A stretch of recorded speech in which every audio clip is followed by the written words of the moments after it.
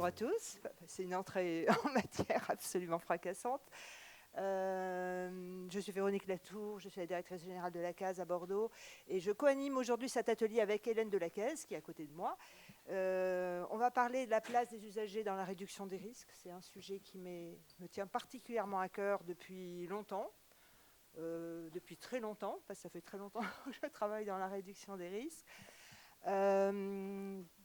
Peut-être juste quelques petits mots d'introduction. Je dirais que l'arrivée de l'épidémie du sida a renversé les paradigmes pour les professionnels de santé en laissant une place aux usagers et aux personnes concernées. Et ça a été particulièrement vrai dans la réduction des risques qui a toujours associé, alors plus ou moins bien, les usagers à la réduction des risques, mais pour mémoire, parce que c'était certes le siècle dernier, mais j'ai des souvenirs émus d'Assemblée générale du collectif Limiter la casse, la création d'ASUD, etc. Donc ils ont toujours eu, les pairs ont toujours eu une place tout à fait exceptionnelle dans la prise en charge de la réduction des risques et la place centrale, puisque ce sont les personnes qui sont concernées par la problématique. Voilà, c'était juste pour vous dire ça assez rapidement. Alors, on doit tout de suite excuser Mario Blaise qui devait être là, mais qui, pour des raisons familiales, n'a pas pu venir. Et puis, je laisse la parole à Hélène pour la présentation. Voilà. Moi, je vais me présenter. Donc, je suis Hélène Delacaisse. Je travaille depuis 23 ans à l'hôpital Marmottan, qui était le premier hôpital des usagers de drogue créé par le docteur Olivenstein. Et je suis aussi présidente de SOS Hépatite Paris et vice-présidente de la fédération SOS Hépatite et administrative de France Patient Expert Addiction. Voilà. Je vais laisser la parole à Bernard Bertrand pour se présenter. D'accord. Donc Bernard Bertrand, militant en réduction des risques depuis quelques années, une vingtaine d'années. Donc j'ai été volontaire à Aide au départ, salarié de Aide, chef de service dans des structures avant que ça devienne des CARUD, directeur de XAPA, de CARUD. Aujourd'hui, je suis responsable d'une association de coordination des parcours de santé en addictologie sur le département du Vaucluse. Voilà.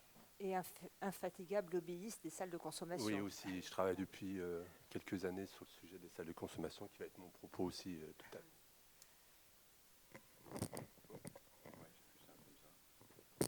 Bonjour, donc je suis Miguel Velasquez, l'actuel secrétaire général d'ASUD, que je vous présenterai pour ceux qui ne connaissent pas cette association.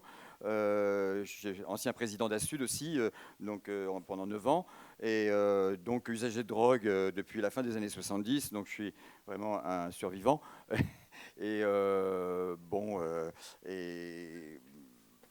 Je vous parlerai donc bien sûr de l'histoire d'ASUD, mais également aussi de la vision d'ASUD. Là, dans la présentation, c'est marqué que ça sera juste historique. En fait, oui, je vais vous parler du passé, mais je vais aussi vous parler de la vision d'ASUD, de ce qu'on pense des pairs et du rôle des pairs dans les structures.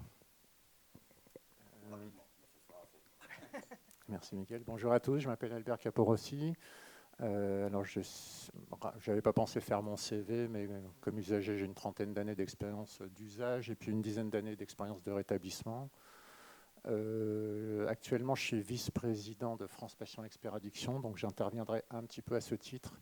Et puis, je suis accueillant à l'hôpital Marmottan depuis une année et j'interviendrai beaucoup plus à ce titre-là. Voilà. Et avant la première communication, je tiens à dire qu'il y a eu un effort particulier sur les intitulés et les titres des communications. Un effort littéraire, je trouve. Bernard, tu commences ?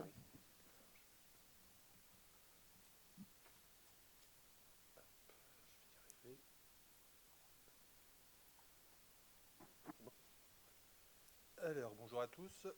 Donc, je commencerai par donner un avis qui reste que personnel sur la terminologie utilisée dans le domaine du travail par les pairs. Aujourd'hui, il existe de nombreux termes pour le définir, ce qui reflète bien sûr de la diversité des approches, donc père aidant, père intervenant, médiateur en santé pair, père praticien, patient expert et bien d'autres encore comme éducateur pair, infirmier pair, etc. En préparant cette intervention, je me suis donc demandé si cette myriade de termes il y en avait une qui pouvait me correspondre. Et finalement, je me suis reconnu dans aucun d'eux. Je suis avant tout un militant, un professionnel militant, avec des savoirs expérientiels acquis à travers de formations, de recherche, d'expériences professionnelles et un vécu composé de périodes de rue et des périodes de consommation de drogue, que je n'ai jamais, en fait, dans mon parcours étalé, donc vous êtes un peu les premiers. Alors ça m'arrive ponctuellement d'en parler, mais j'ai considéré que mon parcours, je reconnais aujourd'hui que mon parcours que j'ai eu n'aurait pas été le même si j'avais dit que j'étais aussi usager. Voilà.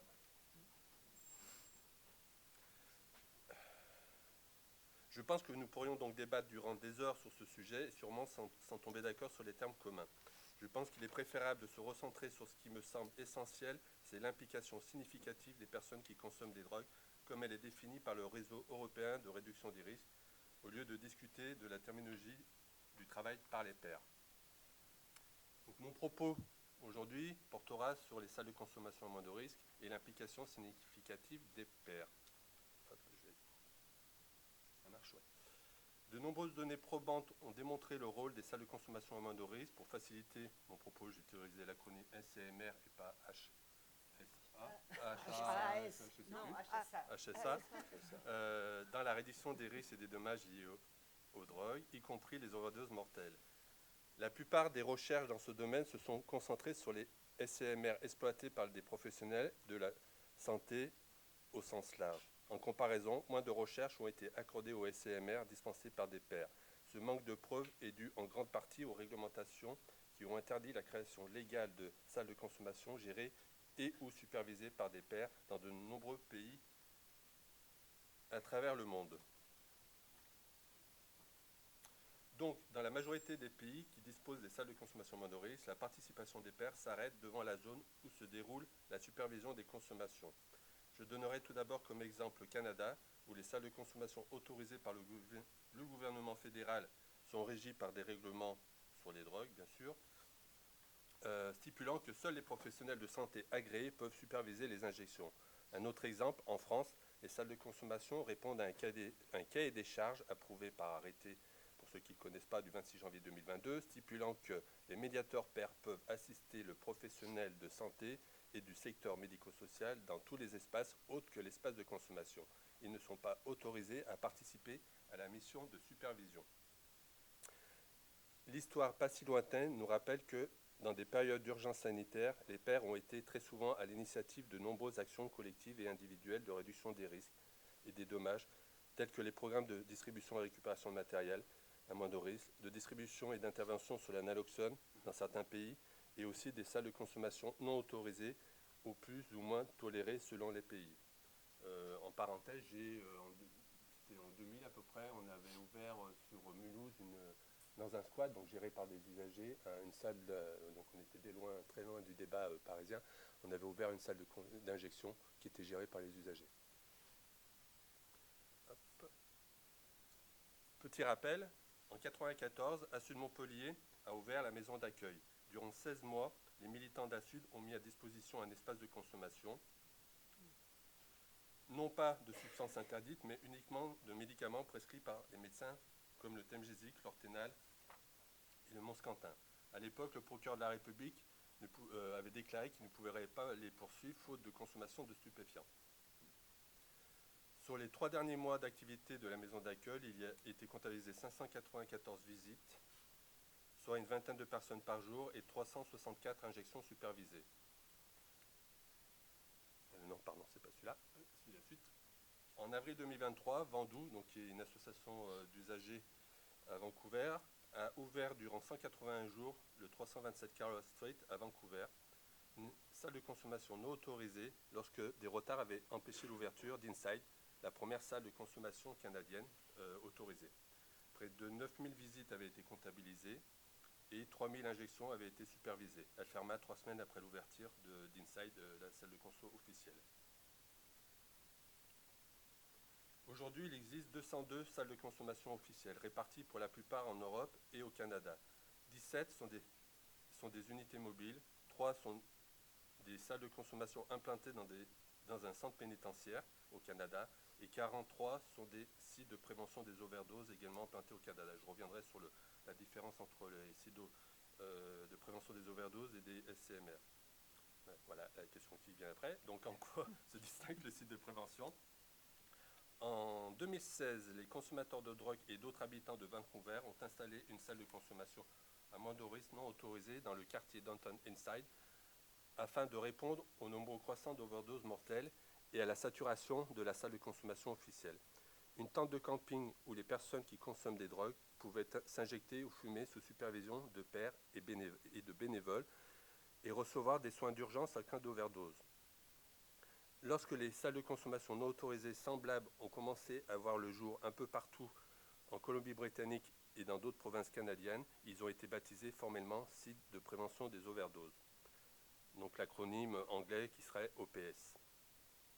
Ils ont finalement obtenu une autorisation du ministère de Colombie-Britannique, puis au niveau national de Santé Canada.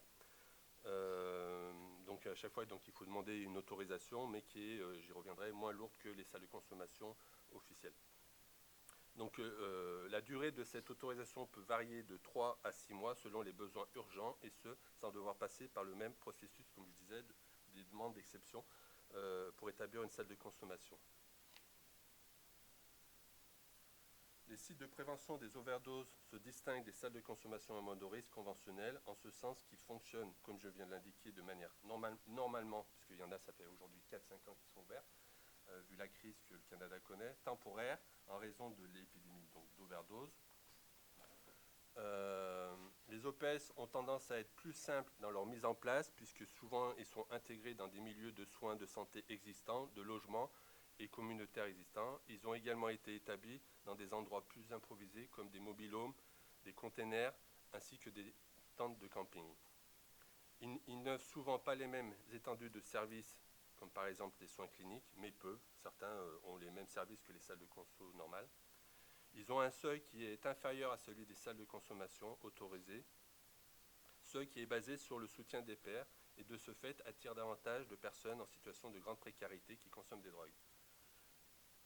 Les OPS minimisent les obstacles à l'accès en s'accommodant des pratiques de consommation, puisqu'ils autorisent les injections assistées et le partage des drogues, mais dans un environnement réglementé et conforme à la politique de réduction des risques. Les études scientifiques montrent que les salles de consommation conventionnelles qui interdisent les injections assistées par des pairs en raison du risque de poursuite pénale ou civile, mais également pour d'autres raisons, est une barrière qui limite l'accès aux salles de consommation et produit des inégalités d'accès aux services de réduction des risques pour les consommateurs de drogue les plus vulnérables, et en particulier les femmes et les personnes en situation de handicap, qui sont ceux qui ont le plus souvent besoin d'aide pour s'injecter. Les OPS sont principalement composés de pairs qui sont formés à la réduction des risques et au premier secours, et de personnels qui ne sont pas obligatoires des soignants, qui sont formés eux-mêmes par les pairs. Donc les pairs dans les OPS supervisent les consommations, administrent l'analoxone en cas de besoin, administrent également l'oxygène en cas de nécessité, forment les autres usagers à la naloxone, donc c'est la naloxone à la maison, éduquent à la réduction des risques, orientent vers les services de santé. En fait, ils font le travail que chez nous on fait dans les carues, voilà. Au-delà de... Voilà. Il faut noter qu'il n'existe qu'une seule OPS réservée aux femmes et gérée par des pairs qui est à Vancouver, qui s'appelle Sister Space.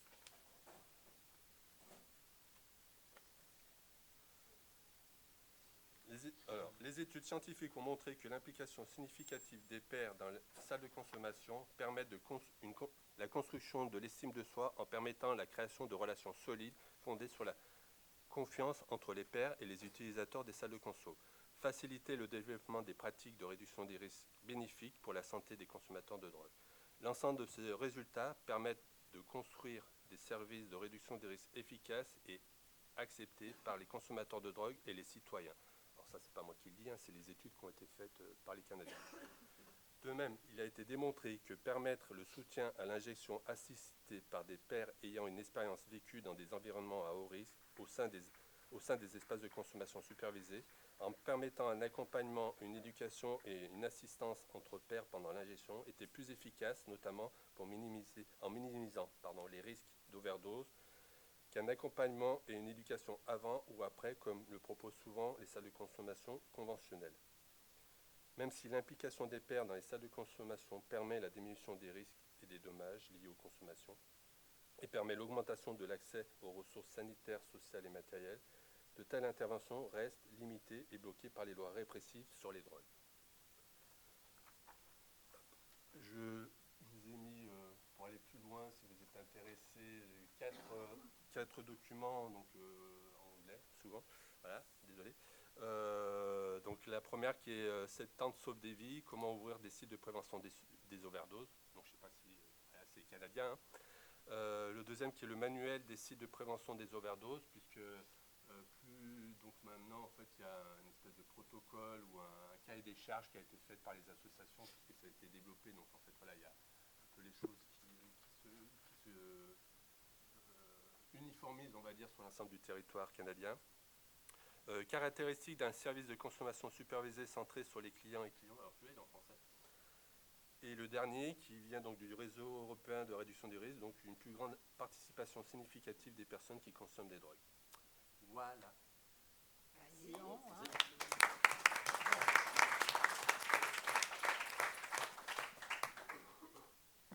Très inspirant. Oui. On en est loin. Oui, on va prendre toutes les questions à la fin pour que ce soit plus un débat, je pense. Ce sera plus agréable pour tout le monde. Et donc, Albert, tu vas prendre la parole. Tu veux qu'on échange de place, peut-être ? Je sais pas, ouais, peut-être. Allez, on va faire comme ça. On fait du micmac. C'est surtout la main, non, sinon je suis bien là. Ah, tu veux être là ? Ah oui, parce que tu as la C'est Miguel qui veut la lumière. Oui, c'est moi. Juste parce que j'ai 2-3 lignes que j'arrive pas à faire. Ok. Du vert sur du gris. Bon. Bah, écoutez, bonjour à tous. Merci d'être venus. Merci Véronique et Hélène pour l'invitation. Alors oui, j'ai titré moi Père aidant, pire support. C'est un excellent jeu de mots. Mais oui. Merci. Mais oui. Bon, alors rapidement sur l'introduction, oui. J'ai choisi de présenter le rôle des pères aidants dans l'accueil, dans ce qui est appelé l'accueil à Marmottan, et puis j'ai essayé de dégager un peu ce qui fait la plus-value du père aidant quand la fonction d'accueil est faite par un père aidant plutôt que par un infirmier, par un assistant social, quelque chose comme ça. Donc il y a deux conséquences, c'est que l'angle que j'ai choisi, je ne vais pas limiter mon intervention à la réduction des risques. Pour moi, c'est un outil que j'utilise, mais voilà. Et puis l'autre conséquence, c'est que par facilité d'expression, je vais mélanger père aidant, patient expert, médiateur santé, etc. Autosupport, entraide et tout ça. On a à peu près compris ce dont il s'agissait. Donc voilà. Alors, père aidant en milieu associatif. Alors, comme on envoie le prochain machin, c'est la flèche, celle-là, là. Voilà, je vous ai fait un beau truc. Voilà, c'est ça. Okay. Alors, moi, ma première rencontre avec les pairs, c'était comme usager, c'était sur le forum d'Assud, que je crois qu'il y a aujourd'hui émigré sur Psychoactif, mais donc c'était il y a très très longtemps. Ensuite, une autre rencontre très très déterminante en sortant de cure, c'était avec la rencontre des narcotiques anonymes, qui ont soutenu mon rétablissement et avec lequel je me suis rétabli. Et puis aujourd'hui, c'est comme vice-présidente de France Patient Expert pour essayer de monter une certification d'expertise patient. Et donc pour vous dire à la question, c'est quoi la place des pères aidants, c'est dans le milieu associatif, hein. C'est là que ça existe. Hein. Alors, il y a deux raisons à ça. C'est déjà que quand on regarde bien, les associations en fait proposent une base expérientielle absolument unique quand on regarde un petit peu. Je ne sais pas, moi récemment, j'ai eu 2 questions sur dose d'OPCE. Qui sait ce que c'est ? Bravo. Et puis injection méta, après cuisinage, j'ai dû aller chercher les infos, et les plus précises, c'est sur Psychoactif. Alors elles sont ailleurs, hein, mais c'est là qu'elles sortent d'abord, par exemple. Et puis récemment sur un vaporisateur d'opioïdes. Alors là, ça n'existe pas. Il y a encore une fois, il n'y a que les patients experts, il n'y a que les usagers qui en parlent. Donc les premières infos, elles sont là. Alors, du coup, ça pose quand même quelques questions. C'est que si on reconnaît l'utilité de toutes ces associations, est-ce que leur sécurité financière est vraiment assurée ? Je pose la question pour beaucoup d'associations, c'est pas évident. Et puis, autre question, par exemple, en termes de représentation des usagers, est-ce que la parole des associations est vraiment prise en compte ? on peut se poser la question. Bon, toujours est-il que de cette nébuleuse associative, de temps en temps, il y a une volonté de professionnalisation qui apparaît, et c'est un petit peu ce qui m'est arrivé, donc c'est ce que je voudrais vous raconter. Alors, j'ai que 1 an d'expérience professionnelle, donc c'est un tout petit retour d'expérience, mais je vais essayer de le faire le plus honnêtement possible. Et puis, je commence par 2 remarques que je n'ai pas su où placer un peu dans ce que je vais vous raconter après. Mais la première, c'est que si personne ne conteste l'utilité des associations, c'est quand il y a une volonté de professionnalisation que ça commence à se compliquer. Par exemple, comment sont prises en compte, moi, les centaines d'heures de rétablissement que j'ai capitalisées. Quand je suis arrivé, bon, ça n'existe pas dans la grille du GHU, ça n'existe pas, s'il te plaît. Et puis, l'expérience montre que pour la position de beaucoup de patients experts ou de pères aidants, ils sont un peu isolés dans leur structure, ils ont du mal à se positionner, c'est pas un truc facile, et leur intégration dans l'équipe pose problème. Voilà. Alors, j'ai la chance, moi, de travailler à Marmottan, qui a une expérience pratiquement cinquantenaire de travail avec les pères aidants, donc j'ai pas eu ces questions-là à me poser, mais elles existent, quoi. Donc, je vais passer aux pères aidants en milieu professionnel.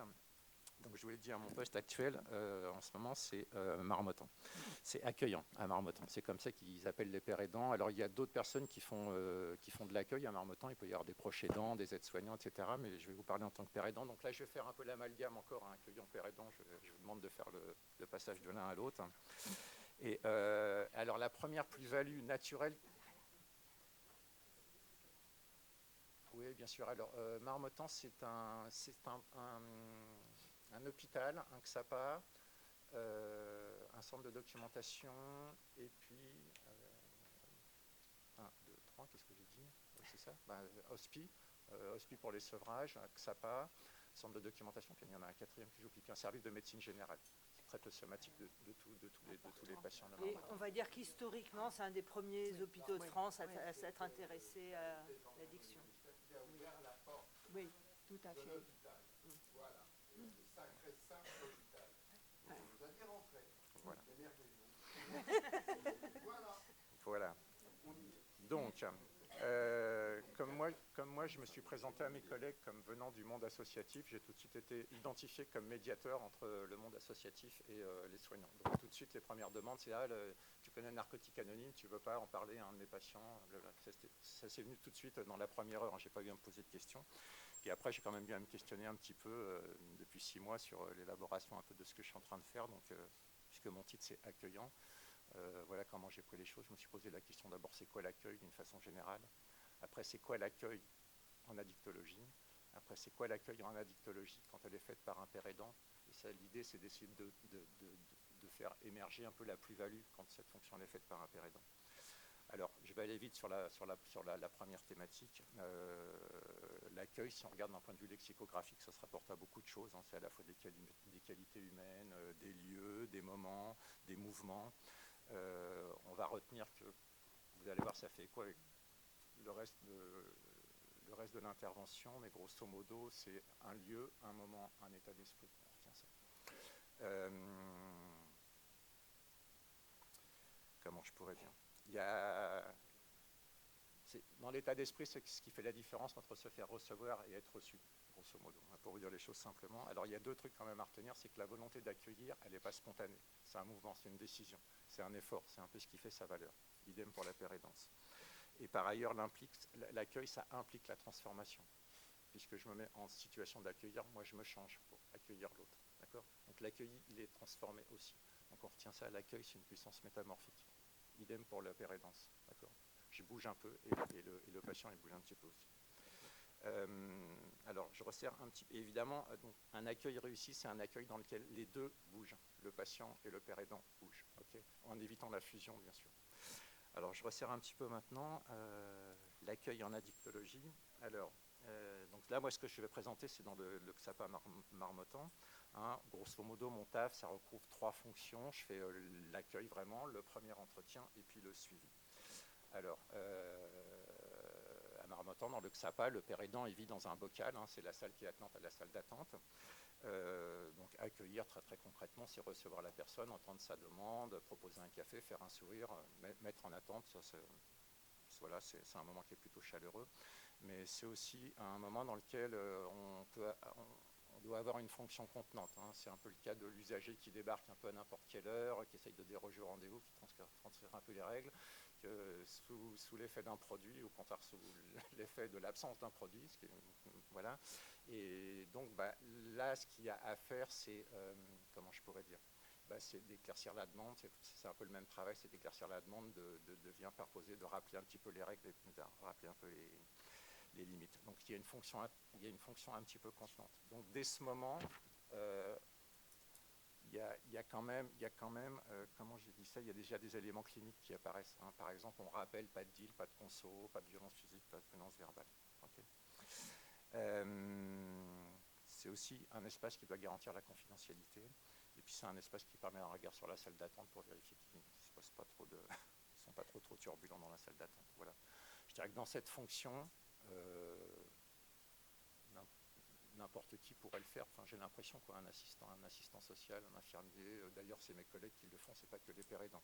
Et on peut retenir ça, c'est que le père aidant peut le faire aussi, a priori sans aucun préalable. Alors, j'ai mentionné l'importance du premier qui se joue dans le lieu d'accueil. Alors c'est particulièrement vrai pour les usagers qui viennent pour la première fois, qui se présentent. Alors là, on les reconnaît immédiatement. En général, ils arrivent, ils évitent, enfin, ils sont un peu effrayés par la situation, ils sont un peu embarrassés par leur problématique, et puis parce que c'est un lieu nouveau. Et donc là, ceux-là, on les chope assez vite avec un regard. Là, il y a une posture d'accueil qui est un petit peu plus renforcée. Et je dirais que dès ce premier moment, il se joue quelque chose de personnel qui va au-delà de la fonction juste d'accueillant. Je sais pas, je ne saurais pas le dire comment. Alors c'est des affinités personnelles qui peuvent passer par d'autres. Par exemple, j'ai des collègues arabes qui parlent arabe avec des patients et ça passe par ça, vous voyez. Ça peut passer par des, voilà. Mais par la tox, ça passe aussi vraiment très très bien. Et donc là, ce qui est important dans ce moment, c'est laisser la personne, comment je pourrais dire, qu'elle ne se sente pas jugée, qu'elle se sente accueillie, qu'elle s'autorise à verbaliser un peu le problème. Donc dès ce moment, il y a quelque chose qui se joue de ça. Alors, c'est aussi un lieu, ce lieu d'accueil, où on s'expose à un certain risque quand même. Hein. C'est-à-dire qu'à certains moments, moi, je ne suis pas en état d'accueillir le flot de catastrophes que l'usager est en train de me déverser. C'est trop, ça va au-delà. Il peut y avoir aussi des éléments de sécurité physique. Hein. On peut avoir affaire à de la violence physique, c'est arrivé une seule fois en une année, mais quand ça arrive, c'est très, très surprenant. Donc là, il y a quand même à penser pour l'accueillant, pour le père aidant, des éléments de sécurisation à mettre en place. Par exemple, à Marmottan, on a une règle simple, on est toujours 2 à l'accueil, on n'est jamais tout seul. Et par exemple, moi, pour les récits qui me débordent un peu, j'ai en place une supervision, si vraiment, et puis il y a les collègues, on peut avoir mais c'est vraiment quelque chose à bien avoir. On peut être surpris de temps en temps d'être un petit peu débordé. Alors, l'autre partie du boulot, c'est le premier entretien. Ça, c'est une exclusivité peut-être à Marmottan, c'est que c'est toujours les accueillants, les pères aidants qui font le premier entretien. Alors, je passe au slide numéro 2. Alors, donc l'entretien d'accueil, en gros, ça va, je ne vais pas trop vite. L'entretien d'accueil, grosso modo, il a 2 objectifs. C'est évaluer la situation globale de l'usager et puis établir une relation de confiance. Alors là, je vous ai mis, ça c'est à peu près les items que j'essaye de ramener lors du premier entretien. Alors, dans mes rêves, hein, jamais j'arrive à ramener ça, c'est-à-dire que moi je commence à poser une question. Bon, pourquoi tu viens? Et boum, la personne elle me raconte sa vie. Hein. Voilà, c'est comme ça. Attendez, j'ai oublié de passer la page, voilà, c'est ça. Il y a quelque chose, c'est que dès ce premier entretien, la particularité du père, ce qu'il offre, c'est une possibilité d'identification. C'est-à-dire que dès ce moment d'évaluation, il y a un partage d'un langage commun, d'expériences communes, d'un espèce de jargon qui est propre au vécu des dépendants. En gros, on parle de la même chose et on en parle de la même manière, quoi. Alors là encore, ça dépend des affinités, plus ou moins, mais ça marche quand même énormément. Donc c'est par l'expression orale que débute un processus d'identification. Et ce processus d'identification est important parce qu'il permet de gagner du temps dans la relation. Et en même temps, il favorise une relation de confiance. Alors, la relation de confiance, c'est l'autre élément, et elle, je l'établis par la reformulation. J'écoute ce que la personne a à me dire, elle a beaucoup à dire pendant le premier entretien, ça dure entre une demi-heure et 1 heure et demie. En général, au bout d'1 heure et demie, les deux sont rincés, donc on arrête l'entretien. Mais, oui, donc la relation, oui, je dis en reformulant. Donc, je ne sais pas, la phrase type, c'est un patient que je connais depuis 20 minutes, qui est suivi depuis des années, puis qui me sort un message que je n'ai jamais raconté à personne. Il est en train de me parler de certains éléments de sa consommation. Vous voyez, ça permet ce genre de raccourci quand même, l'identification. Bon, il y a deux choses qui apparaissent lors de ce premier entretien. C'est évidemment, ils sont dans la pensée magique de vite la solution tout de suite. Donc, il a commencé à déconstruire ça. Et le temps de l'entretien d'accueil, c'est un temps où on prend pour juste écouter. Et ça fait partie du rétablissement. Et ça, c'est quelque chose que j'ai à faire passer aux patients. Parce que je suis moi-même inscrit dans un processus de rétablissement. Moi, je m'inscris là-dedans. Donc, parler de cette temporalité, c'est quelque chose d'assez naturel, en fait. Et ça vient assez bien. Qu'est-ce que j'avais noté d'autre encore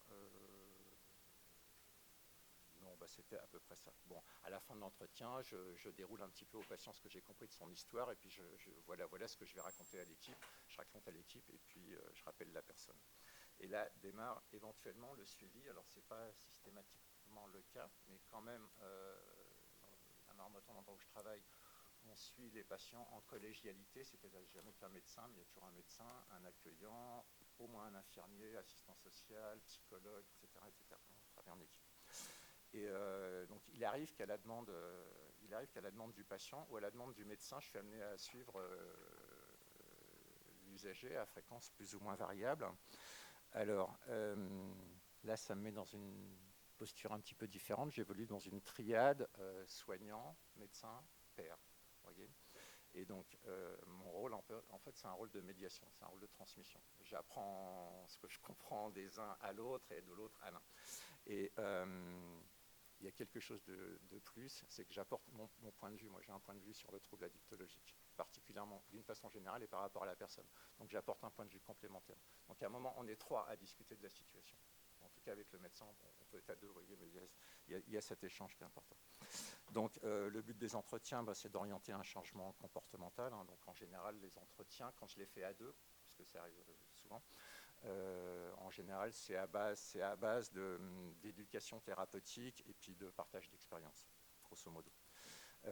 Alors, la particularité que j'ai, moi, par rapport à ce boulot que font aussi mes collègues médecins, etc., c'est que moi, je témoigne facilement de mes réticences, de mes peurs, de là où j'en étais quand je suis la personne de là où elle en était. Enfin, il y a quelque chose qui passe comme ça. L'effet de ça, c'est que quand j'exprime la même crainte qu'est en train de vivre le patient, c'est qu'en général, il se sent moins seul. Il se sent moins seul avec le problème et ça va déjà un petit peu mieux pour lui, en fait. Ça autorise ce truc-là. Donc ça, c'est le moment où le patient il se tourne vers moi et me dit « Ah ouais, toi tu me comprends, tu as compris le truc. » Voilà. Et il dit ça devant le médecin. Donc c'est bien qu'il s'est passé un truc quand même un moment.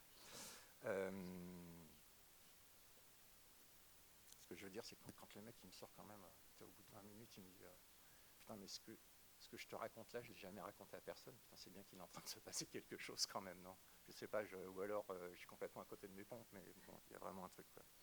Donc, j'ai presque fini. Donc, si vous comprenez un peu, en fait, la plus-value du père, ça va passer par l'identification à un modèle. Okay. C'est-à-dire qu'à un moment, je suis un modèle social pour la personne. C'est-à-dire que je ne fais pas que proposer une voie de rétablissement pour l'usager, je l'incarne à un moment. Alors, ça ne veut pas dire que je suis rétabli ou que je me prends pour le rétablissement, mais c'est sa projection. Je suis un avatar. Et ça, c'est une source d'espoir et ça génère un mouvement. C'est une source d'espoir et d'action pour la personne. Parce qu'elle voit quelque chose qui existe.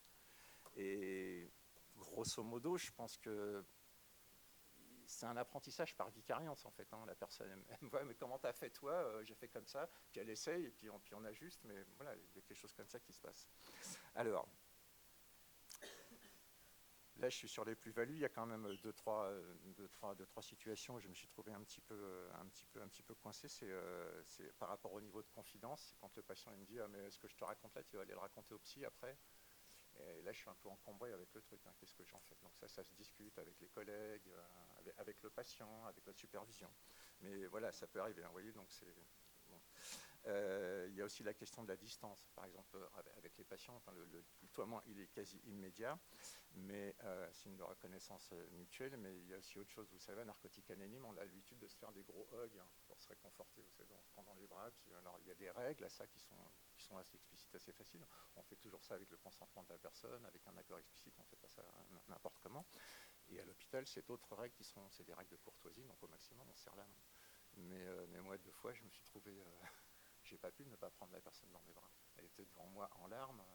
Le seul truc que je pouvais faire, c'était ça. Il y avait un accord explicite, effectivement, qui avait été posé avant, mais voilà, j'ai dépassé là. Bon, voilà. Mais du coup, ça pose un petit peu la question de la distance. Et elle est réévaluée continuellement, et particulièrement avec la supervision. Et puis, par ma posture, je suis un petit peu au bord, moi. Je suis une proposition d'accompagnement un petit peu atypique.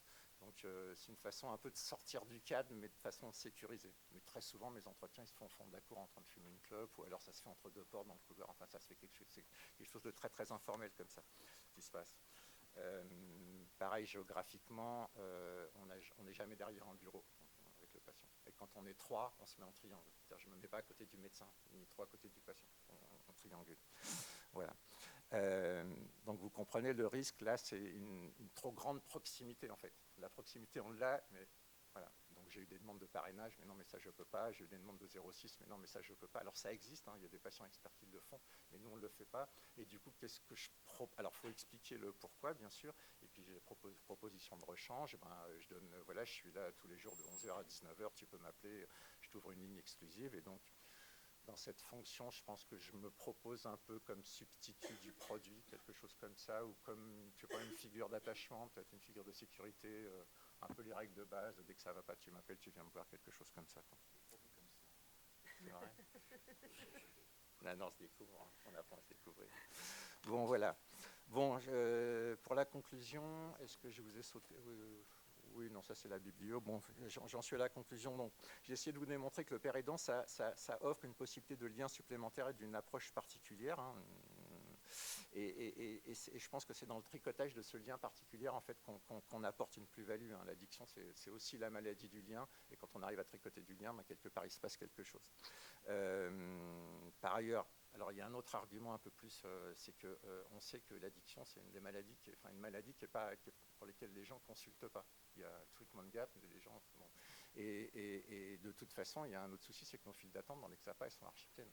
Et là, j'essaie de vous démontrer que grosso modo, on peut faire le taf, en tout cas d'accueil, d'un premier entretien, de débuter un suivi. Donc voilà, c'est une opportunité magnifique, puisqu'il y a un réservoir de pères aidants dans les associations qui est absolument monumental. Qu'est-ce qu'on attend pour l'activer, puisqu'on sait qu'il y a des personnes en attente. Et puis enfin, la dernière idée, ce serait juste de qu'est-ce qu'on a envie comme système de santé. Est-ce qu'on a la possibilité de faire avec ou de faire sans? Là, je propose qu'on fasse avec, ce sera beaucoup plus efficace. Ouais. Bon, j'ai terminé, je vous remercie pour votre attention.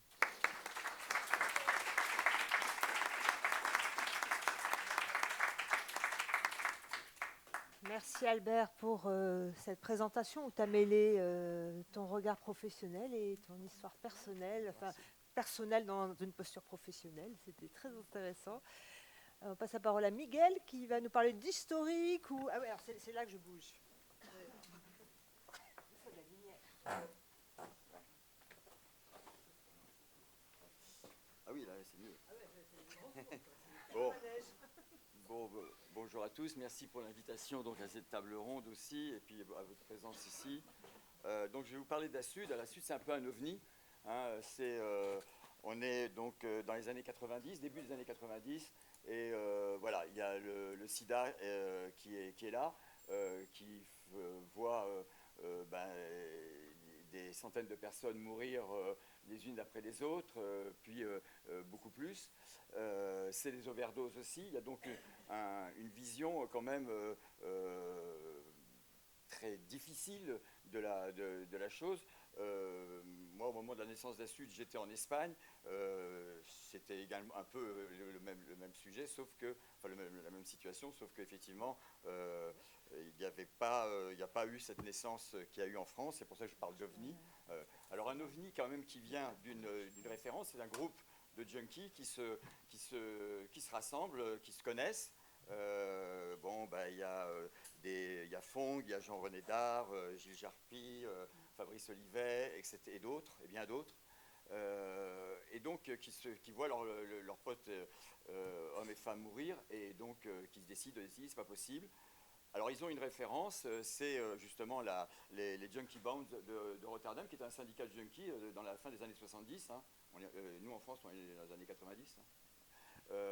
Donc on voit déjà le décalage du modèle de la situation française par rapport à des situations qui ont pu exister dans d'autres pays. Hein. En France, on est toujours 50 trains en retard et on continue. Hein, en plus, c'est ça le drame de l'affaire. Et donc on est face à cette situation, face aussi à une impasse politique, la prohibition, hein, avec la fameuse loi de 70, donc alors des lois contre les drogues, ça commence dans les années 10, 14, ça, il y a des conventions, etc., avec la SDN, hein, mais là, avec les années 70, avec Nixon, qui déclare la guerre à la drogue, il y a vraiment là on passe à l'échelle supérieure, et surtout l'usager est visé directement, alors que toutes les conventions internationales, donc des années 14, 15, 16, 20, etc., qui se sont succédées sur les différents produits, y compris le cannabis, qui étaient souvent d'ailleurs avec des objectifs raciaux. Là, avec la loi 70, on passe vraiment sur l'usager, et qui est directement impacté par cette situation. Donc, on s'inspire donc des Junkie Bounds. Et puis, il y a un phénomène qui se produit, c'est que face au sida, le gouvernement de l'époque est donc assez désemparé. Alors, dans la communauté gay, il a quand même des interlocuteurs, parce qu'il y a des assos qui sont quand même déjà constitués. Dans la communauté des usagers de drogue, il n'y a personne. Et donc, du coup, lorsque ce groupe naît, c'est vrai qu'il reçoit très rapidement l'appui moral et financier d'une agence gouvernementale, aujourd'hui disparue, appelée l'Agence française de lutte contre le sida, AFLS. Et c'est à la persévérance de cet organisme, coiffé par la ministre de l'époque, Simone Veil, que nous devons d'avoir pu fonder la première association française d'usagers et d'ex-usagers de drogue, devenue également en 2021 l'association de patients de prise en charge pour des questions relatives à leurs usages de drogue ou leur toxicomanie. Et en fait, à Sud, à ce moment-là, il commence à éditer un journal. Là, je vous ai apporté, c'est un collector, c'est un numéro 7 de 94.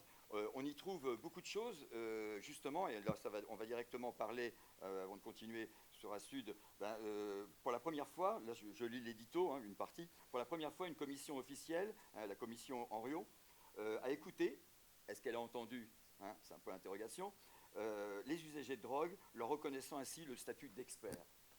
C'est très important qu'effectivement, à ce moment-là, historiquement, on arrive dans une reconnaissance, en tout cas officielle, parce qu'il faut dire aussi une chose que j'ai oubliée dans mon panorama, c'est que non seulement on faisait face à la loi 70, mais on faisait face aussi, et il faut quand même le rappeler, que l'addictologie, dans son ensemble, parce qu'en fait, de la part des médecins, ce sera surtout des médecins généralistes, hein, qui, eux, par contre, ne partageront pas ce constat, mais dans son ensemble, l'addictologie de l'époque, hein, est contre la réduction des risques, enfin, les balbutiements de la réduction des risques. C'est-à-dire, Oliver Weinstein, il faut le dire, il a changé ensuite, mais il était contre les échanges de seringues, contre les programmes méthadone au départ. C'est un homme intelligent, il a vite compris que, surtout, mais encore une fois, la réduction des risques en France, elle a pu exister, malheureusement, grâce aux milliers de morts du sida. Je veux dire, en France, on n'aurait jamais eu, mais on m'a dit dans d'autres pays que ça aurait été aussi le cas. C'est possible. Enfin, bon, des salles de conso en Hollande, ça commence dans la fin des années 70, début des années 80 quand même, donc avant le sida. Bon, c'est possible que ça ait lieu ailleurs aussi, mais en tout cas en France, moi je vais parler du cas français, effectivement, sans le sida, je pense qu'on n'aurait pas progressé, en tout cas pas aussi vite. Je ne dis pas qu'on n'aurait pas finalement, bien sûr, adopté ces mesures-là, mais en tout cas, on n'aurait certainement pas été aussi vite. Hein. Et donc, bon, l'addictologie est contre, et d'ailleurs, bon, enfin, c'est un autre débat, on pourra revenir là-dessus, mais le sentiment d'ASUD sur toute cette période, donc il y a le collectif dont tu as parlé de Limiter la casse, hein, qui ressemble donc des militants d'autosupport, plus des gens comme Abdallah Toufik, Jean Schmitt, etc., des militants de la lutte contre le sida comme Valère Rogissard, Alain Bonino, de AID, ACT UP, Repsad, l'IPSAS, l'Espace, Charonne, La Terrasse, voilà, Ego, d'Arcade, de Anne Coppel, bien sûr, de First, hein, une figure qui est toujours à nos côtés, hein, qui est présidente honoraire d'ASUD, et des acteurs de santé, associations humanitaires, donc de MDM, hein, récemment.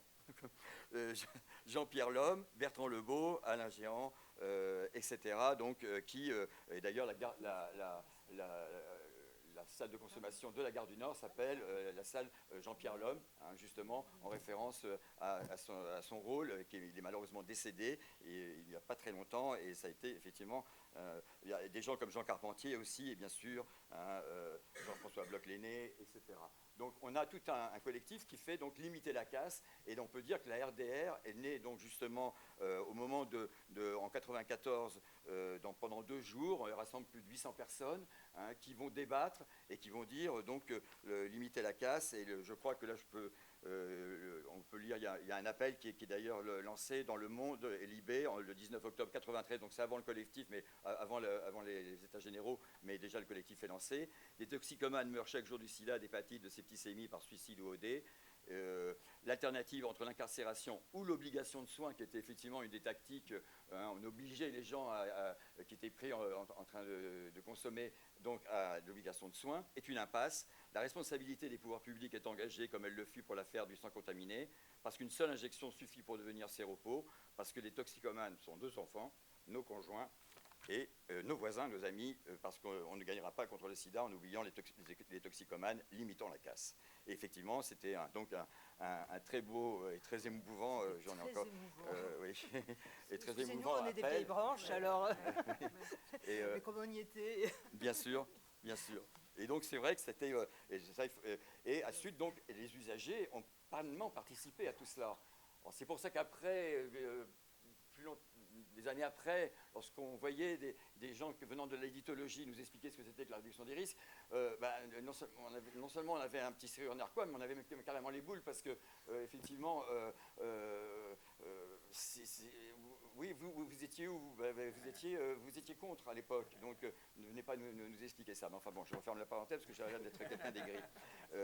Donc voilà, et donc ça continue, et donc les premières revendications militantes d'ASUD, c'est justement, là je lis, les 10 mesures d'urgence, des pénalisations immédiates, et bien sûr, parce qu'il y a toujours eu un accès politique chez ASUD, hein, la loi de 510, on ne l'oublie pas, et ça c'est notre grande différence d'ailleurs, avec souvent des acteurs très engagés dans la lutte. Maintenant c'est qu'à chaque fois moins le cas, parce qu'eux-mêmes aussi ont pris conscience que le poids de cette loi, hein, et de la prohibition, suppression immédiate et dépénalisation immédiate de l'usage de toutes les drogues, et suppression de toutes les drogues, hein, et suppression de l'injonction thérapeutique, accès facilité aux seringues, généralisation des programmes d'échange, méthadone. Il y avait 500 places. Hein. Au moment où Kouchner avait effectivement,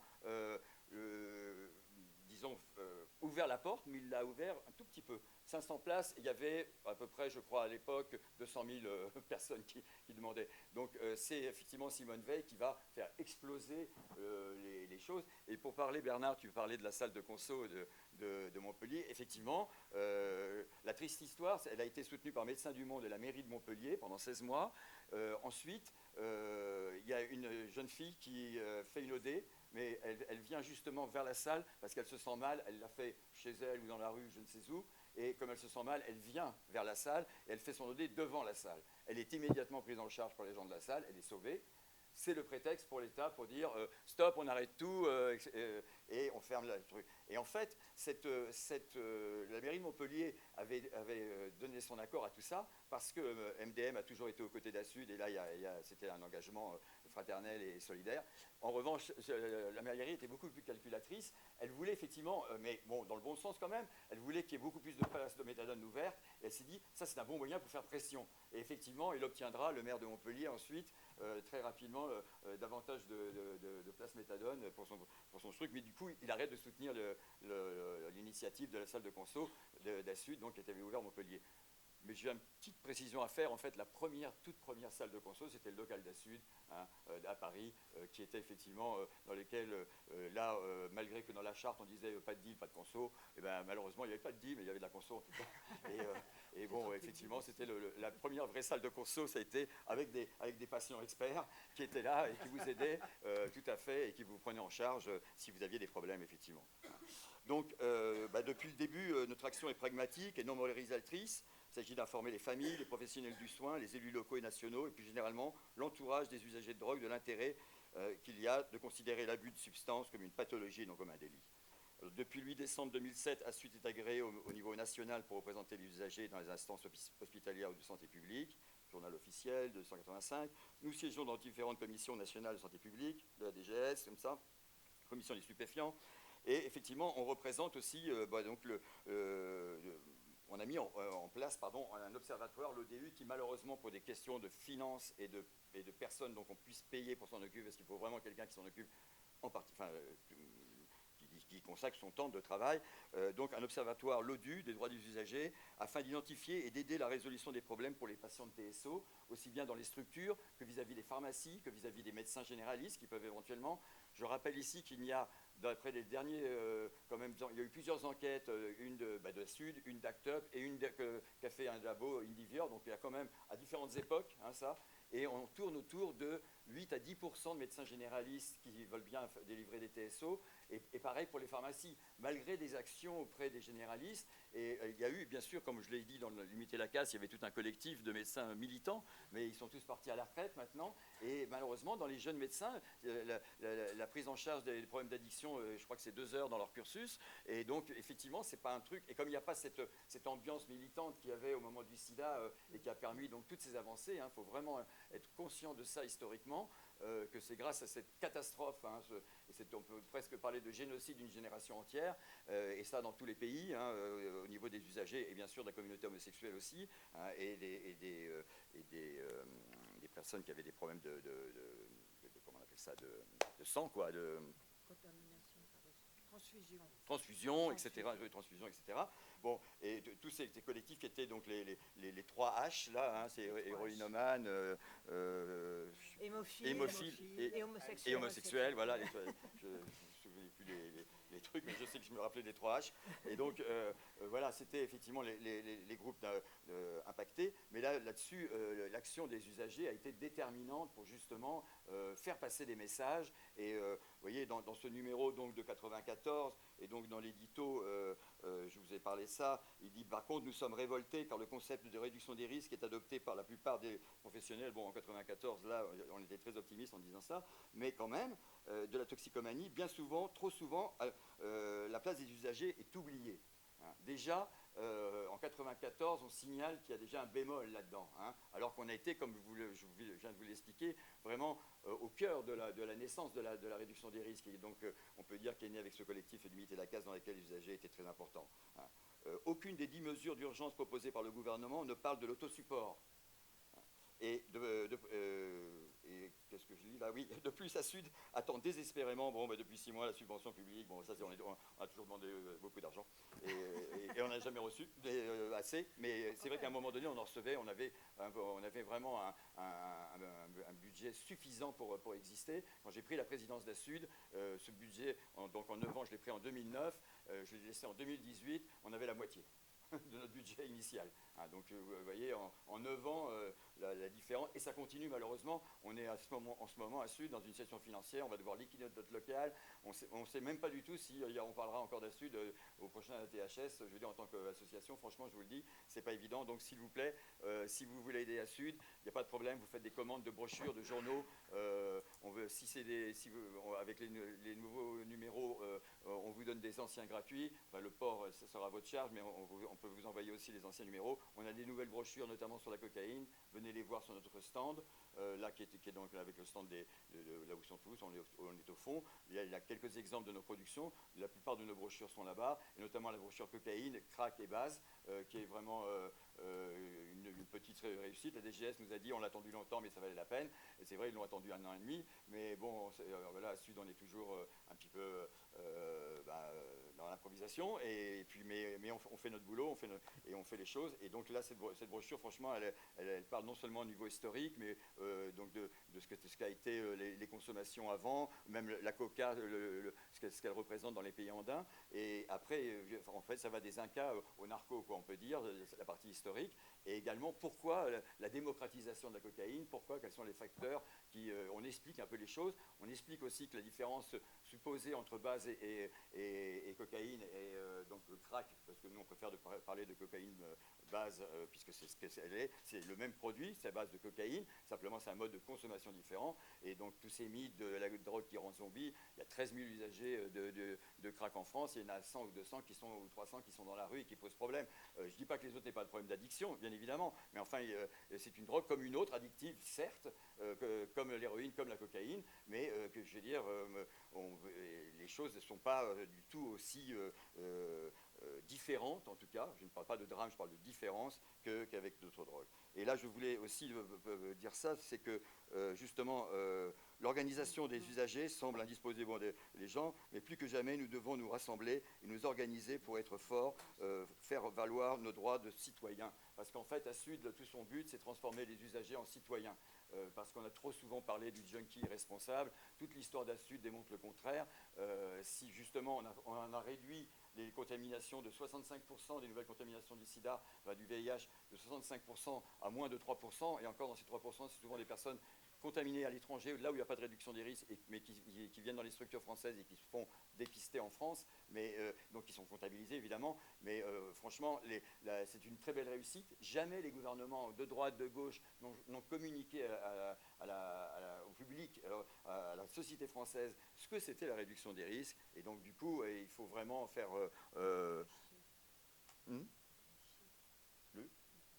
Oui, l'hépatite C, oui.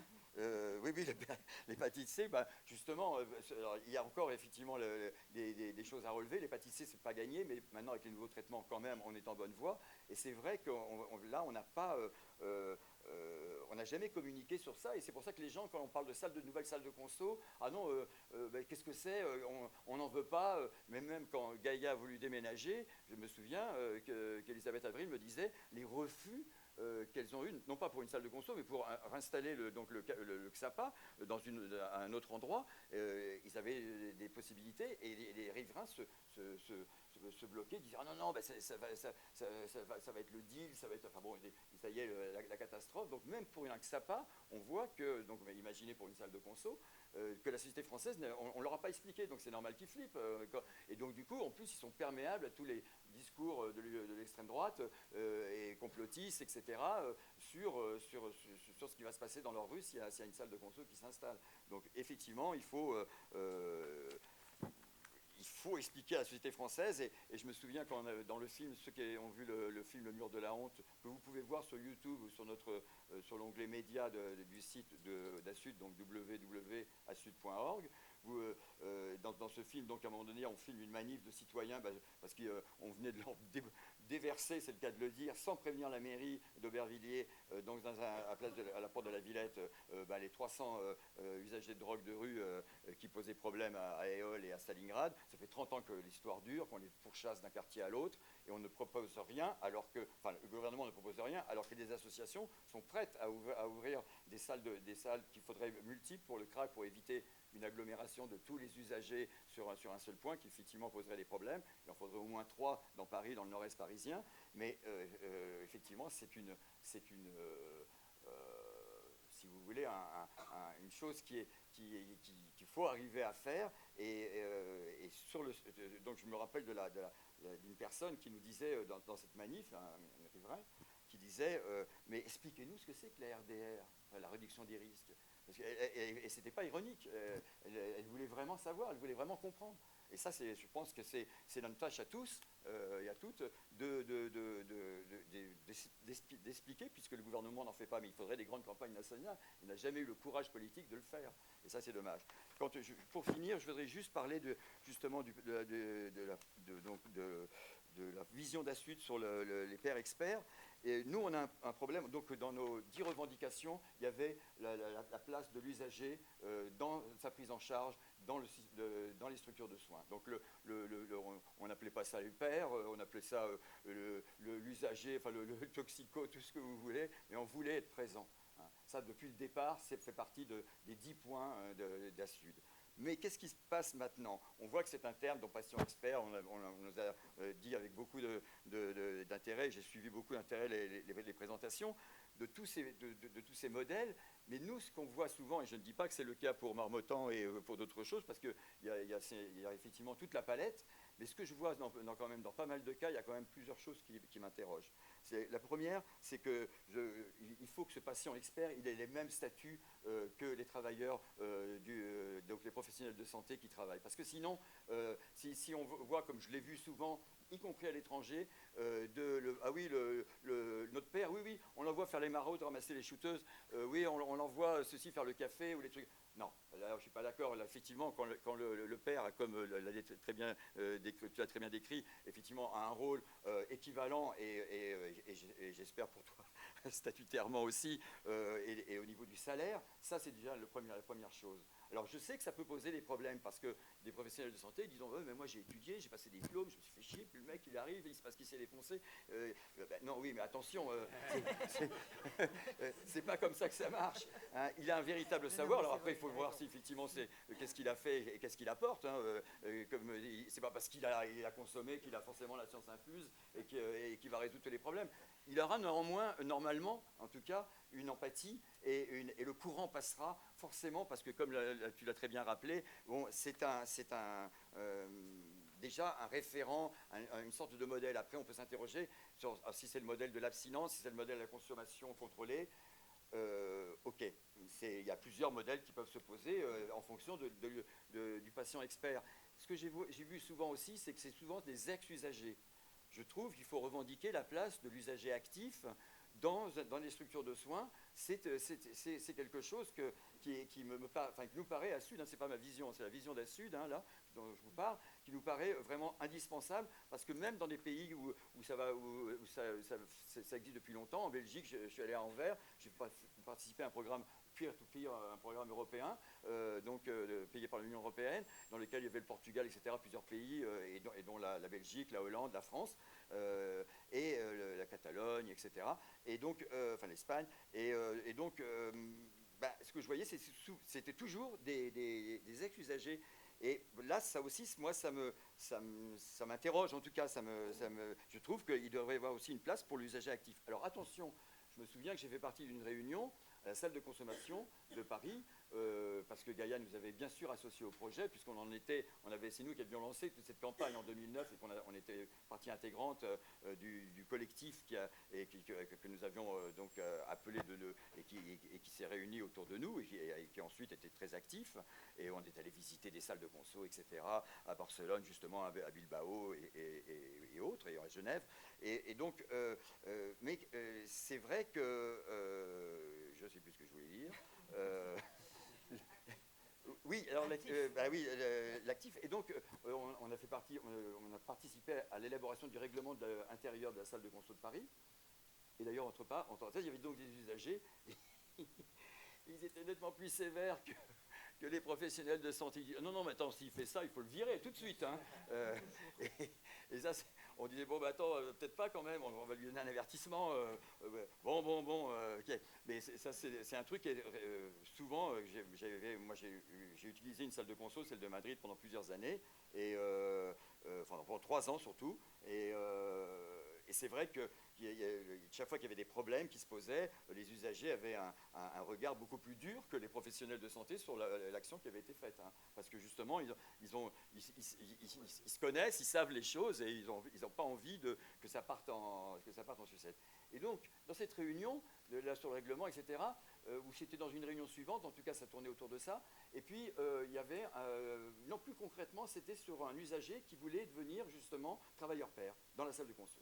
Et moi, je lui ai dit, mais t'es sûr, il était usager actif. Hein.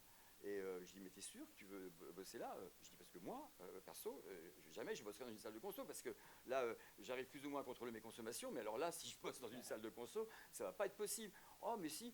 Et que lui se voile la face, bon, ben, je comprends. Ce qui m'a davantage étonné, c'est la réaction d'une personne du personnel, enfin un professionnel de santé, qui lui dit, mais enfin Miguel, mais oui, mais pourquoi tu ne veux pas le laisser bosser là? Je dis, c'est pas que je ne veux pas le laisser bosser là, je veux juste dire que, attention danger, pour le contrôle de tes consommations, ça va pas être évident. Donc voilà, on est conscient à Sud de tous ces problèmes qui peuvent se poser, mais simplement on ne voudrait pas que le patient expert, qui est devenu très à la mode maintenant, et on ne voudrait pas surtout deux choses. Qu'on a l'impression que maintenant, oui, la dictologie se souvient qu'il y a des usagers, oh, on va en mettre un, genre, comme avant on avait un bon petit noir avec nous, là maintenant on va avoir un bon petit usager, et qui va nous donner donc le côté, voilà, on travaille avec les usagers. Non, on voudrait vraiment que ça soit une collaboration, que ça soit d'un statut, que ça soit une paye, qui soit équivalente en fonction effectivement du travail apporté. Il ne s'agit pas de faire n'importe quoi, mais qu'il y ait des barèmes, qu'il y ait vraiment un vrai statut tout simplement. Et surtout, et que la dernière chose, c'est qu'on aimerait que ces travailleurs pairs pensent à être soutenus par une organisation d'autosupport, pas simplement à Sud, il y en a d'autres, il y a Psychoactif, etc. Machin. Il y a d'autres choses, parce que c'est pas pareil une personne isolée qu'une personne qui est soutenue par une association d'autosupport. Si elle a des problèmes, justement, elle peut s'en référer à son asso, qui va lui donner des conseils.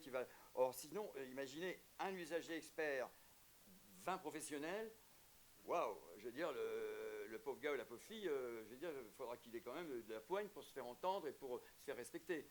Si jamais, évidemment, c'est pas forcément, mais loin de là, et je l'espère, si jamais il y a des problèmes qui se posent. Donc, il faut penser à tout ça, et il faut bien donc réfléchir. Et tout ce que je dis, c'est pas pour limiter leur rôle ni quoi que ce soit, bien au contraire. Le message, c'est bien sûr les usagers dans les structures.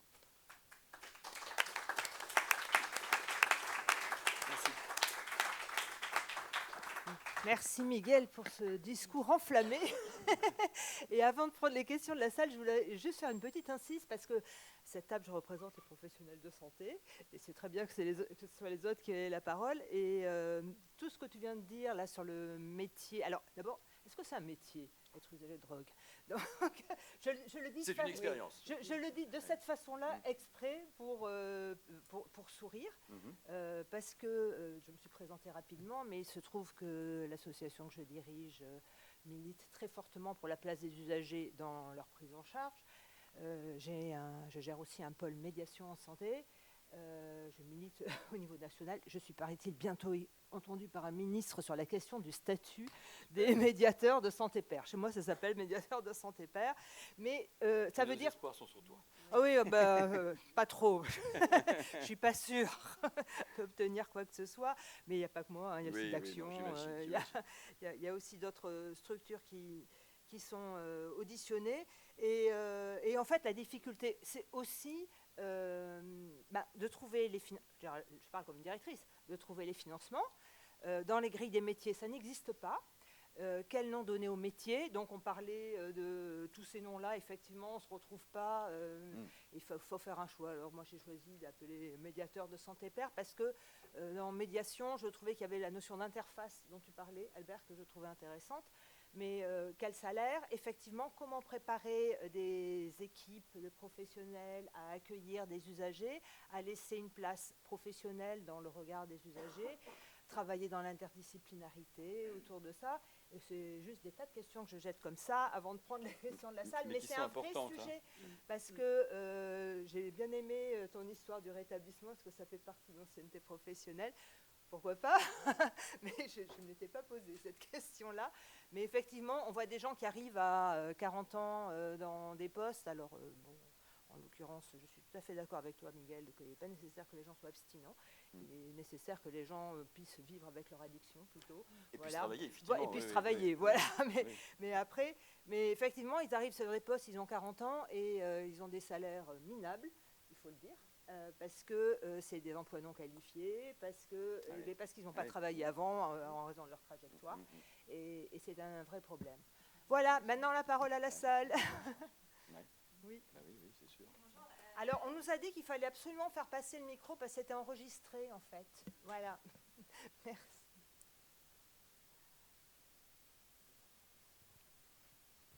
Bonjour. Mais en fait, voilà, il y avait pas mal de réflexions voilà, que j'avais, que vous venez d'énoncer. En fait, nous avons sur notre structure un projet avec des travailleurs pairs, donc qui fonctionne maintenant depuis presque 4 ans, et avec des travailleurs pairs consommateurs actifs, consommateurs de crack actifs. Donc, je veux dire, ça permet aussi de lutter contre certaines représentations autour des consommateurs. Et en fait, là, je pense aussi qu'il y a, alors, en effet, on a toute cette question autour du statut, mais qui est liée en effet aux conventions collectives, il n'y a pas de statut. Et ça reste toujours très compliqué. C'est en lien notamment avec les financements. Et il y a aussi la question de l'accompagnement, parce que là, on a parlé de l'accompagnement des équipes, qui est complètement nécessaire pour accueillir des travailleurs pairs. Et je veux dire, on ne fait pas une fois un accompagnement, c'est quelque chose qui doit se faire quasiment tous les jours. Parce qu'en effet, il y a ce truc, ah oui, mais bon, nous piquer notre boulot, voilà, qui existe très clairement. Mais il y a aussi la question de l'accompagnement des travailleurs pairs. Parce qu'en fait, il faut se dire que dans les CARUD, c'est pas nouveau qu'il y a des consommateurs qui travaillent. Sauf qu'en fait, généralement, la consommation ne regarde pas l'employeur. Et justement, le fait d'avoir ces projets travailleurs pairs permettent de dire les choses et de parler justement avec les travailleurs pairs de leur consommation, de comment ça va, de pouvoir faire un projet. Parce qu'en effet, moi en revanche, je ne suis pas convaincue que c'est parce qu'on a une expérience qu'on va devenir travailleur pair ad vitam aeternam et qu'il va falloir travailler en réduction des risques toute sa vie. Pour certains, oui, c'est très bien. Pour d'autres, moi je vois ça un peu comme un tremplin, le projet que nous avons. Et là où c'est important, en fait, c'est de pouvoir accompagner les travailleurs pairs. Parce qu'en effet, parfois, certains se retrouvent très isolés. Nous, généralement, on en a entre 2 et 5 simultanément sur les deux services. Et c'est quel établissement? Carudego, Association Aurore. Et donc, on en a plusieurs sur les services. Et on ne voulait pas justement avoir une seule personne, parce qu'en effet, on se sent très isolé, qui a en effet la supervision des équipes. Bon, bah, c'est bien, on peut parler de choses, mais en fait, nous, on a mis en place une supervision spécialement pour les travailleurs pairs. En fait, c'est même une fois par semaine. C'est une réunion d'une fois par semaine où on va travailler en fait avec les travailleurs pairs. Bah, vraiment, ça va être aussi bien de la supervision que de l'accompagnement collectif et après aussi de l'accompagnement vraiment individuel sur le parcours de la personne, que ce soit aussi bien sur l'accès aux soins, sur l'insertion pro et autres. Mais ce qui demande en effet des financements. Voilà, et ce qui est pas toujours aisé. Voilà. Et pour revenir sur cet accompagnement-là, alors ce qu'on fait à Bordeaux, on a de la chance, on a Tim Grissen qui vient nous voir une fois par mois. Et en fait, on réunit tous les médiateurs en santé pairs du territoire, qui n'interviennent pas uniquement en addictologie d'ailleurs, pour qu'ils puissent partager et faire corps ensemble sur de travailler avec une compétence expérientielle. Voilà. Mais oui, ça demande des financements. Et c'est toujours le nerf de la guerre.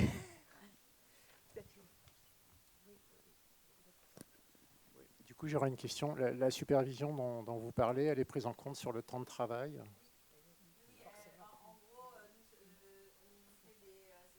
des CDD de 6 mois renouvelables une fois.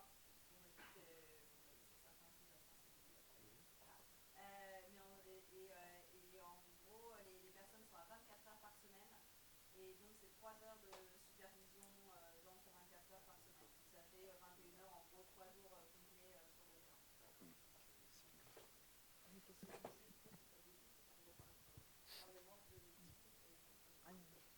Alors, en fait, c'est une personne qui est le coordinateur de ce projet qui embête pour une grande mission essentiellement d'accompagnement des travailleurs. Pascal, je rajoutais un peu le bordel dans le bordel, je suis père aimant. Voilà, ça se rajoute dans les pères experts, etc.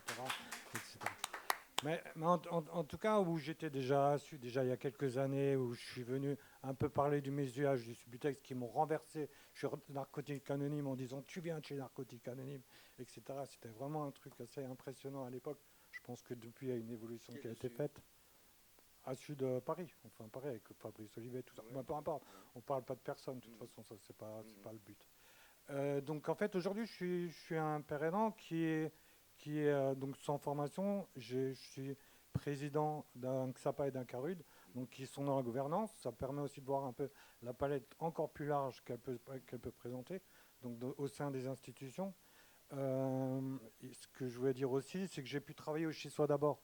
C'est aussi vraiment un dispositif très très innovant. En fait, je ne suis pas allé ramasser les seringues, que c'est bien sûr c'est grossir le trait de ce qu'on peut envisager, ce qu'on peut imaginer. Mais en fait, il y a vraiment quelque chose qui était hyper intéressant, c'est le binôme. Et pas seulement le binôme, mais le binôme tournant. En fait, j'étais amené à travailler avec tout le monde. Et tout le monde travaillait avec tout le monde, en fait. C'était vraiment quelque chose de super sympa. Et un autre aussi, on parle beaucoup de salaire, etc. Ben, les porteurs, dont moi je faisais partie du comité de pilotage, eh ben, les porteurs ont décidé de m'en faire rentrer, moi et les 2 autres copains qui ont été pères aidants sans diplôme, et dont un des 3 sont partis en médiateur de santé père, qui est la signification du DU de la licence, un MSP à la licence, je pense que c'est vraiment les médiateurs de santé père, bon, peu importe. Et en fait donc les porteurs, donc l'hôpital, etc., les institutions, donc ont décidé de me mettre dans la grille d'éducateur spécialisé avec 7 ans d'expérience. Et j'ai qu'un CAP, bon, j'ai qu'un, parce que tous ceux qui me connaissent, ils s'énervent quand je dis ça, mais j'ai qu'un CAP couvreur. Et donc voilà, donc j'ai été travailler pendant 6 mois et c'était vraiment très très intéressant. Et en fait, on a emmené ça, on a été dans les supervisions, dans les réflexions des projets, etc. Non pas seulement le lien avec les personnes, et ce que je fais aussi à travers la présidente. Juste un petit truc, c'est que j'ai ouvert aussi un groupe d'autosupport, et là qui s'avère être ouvert à tout le monde, dans la démarche du soin, de son propre soin en fait, de sa propre volonté. Il y a des personnes effectivement qui veulent s'en sortir, il y a des personnes qui veulent aller vers la réduction des risques dans son propre soin, et en fait on va vers son propre chemin. Moi je suis abstinent, mais jamais je prendrai l'abstinence à quelqu'un qui n'en a pas envie, en tout cas, ou qui ne le souhaite pas. Et en fait il y a des personnes qui sont pères aidants comme ça, qui ont une vision beaucoup large et dans le respect de chacun en fait. Tu es dans le non-jugement. Tu es dans le non-jugement. Alors, c'est vrai qu'il y avait une vieille opposition au sein d'Assud. Je pense que ça peut expliquer un peu ce que tu disais au tout début, mais entre l'abstinence, justement, qui était prônée par la dictologie, et donc c'est effectivement un narcotique anonyme, on voyait, c'était effectivement notre... je n'allais pas dire notre ennemi, mais c'était quand même quelque chose qu'on voulait pas, c'était pas notre truc, quoi, vraiment. Et effectivement, on repoussait toute cette idée qui nous paraissait pas réaliste, même au niveau, et d'ailleurs, enfin, bon, moi c'est mon opinion personnelle là, c'est que quand même les résultats de Narcotiques Anonymes, je pense que, enfin, d'ailleurs ils ont montré leur incapacité par rapport à la crise du sida. Ce n'est pas possible il fallait agir dans l'urgence, et là heureusement que la réduction des risques est arrivée pour sauver des milliers de vies, parce que dont je fais partie, grâce à la réduction des risques. Mais c'est vrai que c'était à l'époque une opposition.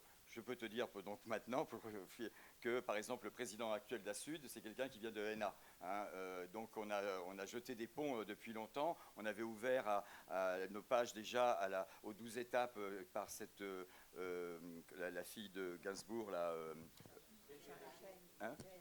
Kate Berry, et qui nous avait donc avait fait une double page sur les 12 étapes, son expérience, etc. Ça, c'était déjà bien avant que Jean-Maxence Granier arrive à la présidence. Et donc ensuite, la démarche logique d'approchement, de rapprochement, etc. Mais c'est vrai qu'à une certaine époque, c'était plutôt tiré avec le monde de ENA, ce qui n'est plus le cas maintenant. Voilà.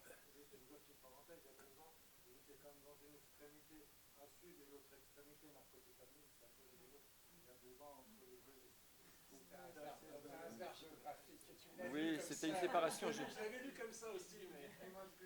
Mais... d'ailleurs, la présence ta présence aussi, tu vois, de ENA aussi. Il n'y a pas que Jean-Maxence donc dans la Sud maintenant. Bon, c'est un querelle de chapelle. Très très courte remarque pour souligner que c'est intéressant, mais effectivement que père aidant, selon qu'on vienne de Technoplus, de Assud, de ENA, c'est pas forcément la même sensibilité. Hein. Bien sûr, c'est important de traverser ça. Ouais. Mais c'est des courants de pensée qui traversent aussi la dictologie, hein, légalisation, prohibition, abstinence, réduction des risques. Ils se posent les mêmes questions. C'est normal que les usagers se les posent aussi. et se positionne différemment tout au long de son parcours. Moi, j'ai été à Sud. Mais c'était vrai qu'au départ d'Assud, comme on était obligé de lutter contre cette idée de l'abstinence à tout prix, c'est vrai qu'on en a fini par la rejeter complètement, quoi, y compris même comme parcours individuel, alors qu'effectivement, moi j'ai été abstinent à des moments donnés de ma vie. Et il y a une chose aussi sur laquelle je voudrais insister, c'est quand même qu'on voit toujours les usagers de drogue par le prisme des XAPA Carude. Or, allez, je vais être gentil, c'est 15% des usagers de drogue à peu près. Il y en a donc, allez, 20%, et là je crois que je suis nettement au-dessus des chiffres. C'est-à-dire qu'il y a 80% de gens qui sont usagers de drogue, qui sont votre frère ou votre beau-père ou votre belle-mère ou votre mère et votre sœur, qui font pas parler d'eux, qui vont jamais dans les carudes de ça. D'ailleurs, c'est le trou noir pour l'hépatite C souvent d'ailleurs, parce que justement ils se font pas tester, eux, ils se font pas et ça crée des problèmes. Et c'est vrai que à Sud, on prétend parler aussi à tous les usagers. Et ça, par rapport à la paire aidance, c'est un problème, je pense aussi, parce que ton parcours, il est vraiment digne je trouve, d'intérêt et même d'éloge, mais c'est vrai qu'il est quand même très particulier. Je veux dire, il y avait plus d'une vingtaine d'Assud sur le territoire national. Alors c'est vrai que certains ont fermé parce que les gars sont morts, parce que les gars ont voulu se ranger des voitures et puis qu'ils ont voulu faire autre chose, mais c'est vrai aussi qu'il y a eu le problème que pour avoir un XAPA, etc., il fallait être diplômé. Et à part Nîmes qui a réussi, c'est le seul qui reste. Bon, à Sud-Marseille, ça a eu une évolution différente. Il y avait des professionnels de santé qui sont toujours, et même maintenant, qui sont d'ailleurs au bureau pratiquement majoritaires. Mais c'est dans, je sais pas, qu'OCA, il y a des usagers, etc. Hein, c'est pas un problème.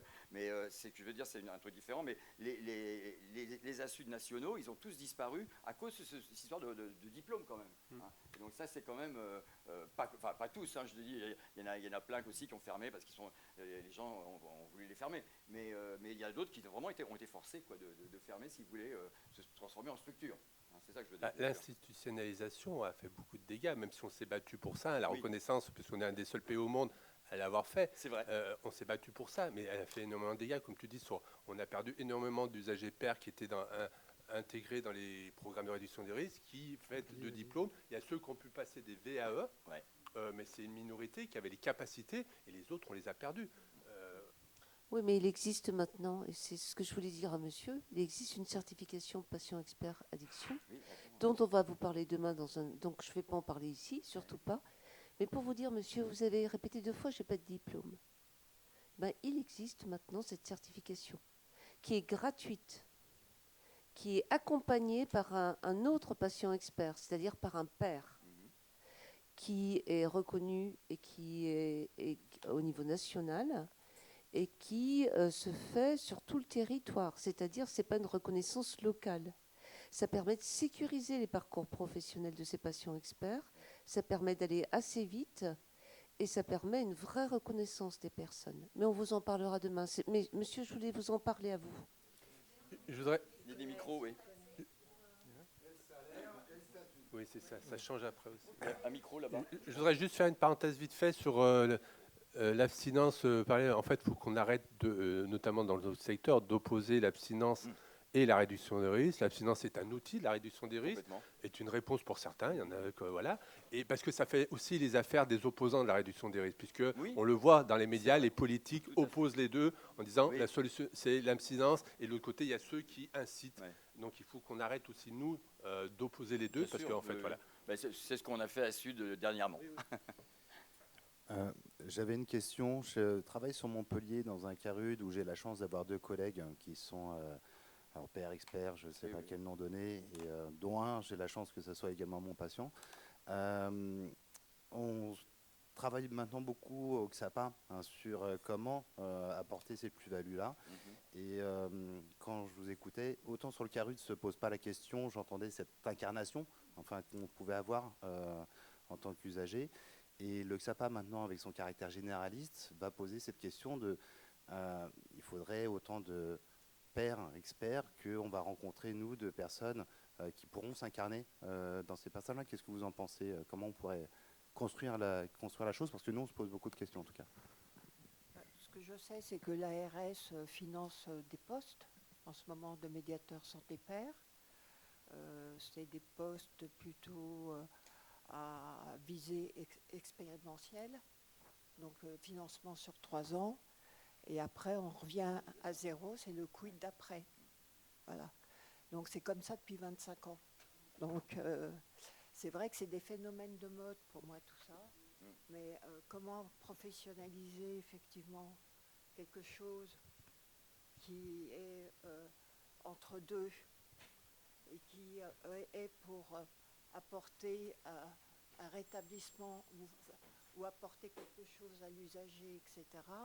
Est-ce que ça a une valeur? Quelle est la valeur ajoutée au niveau du patient expert ou au niveau du père aidant?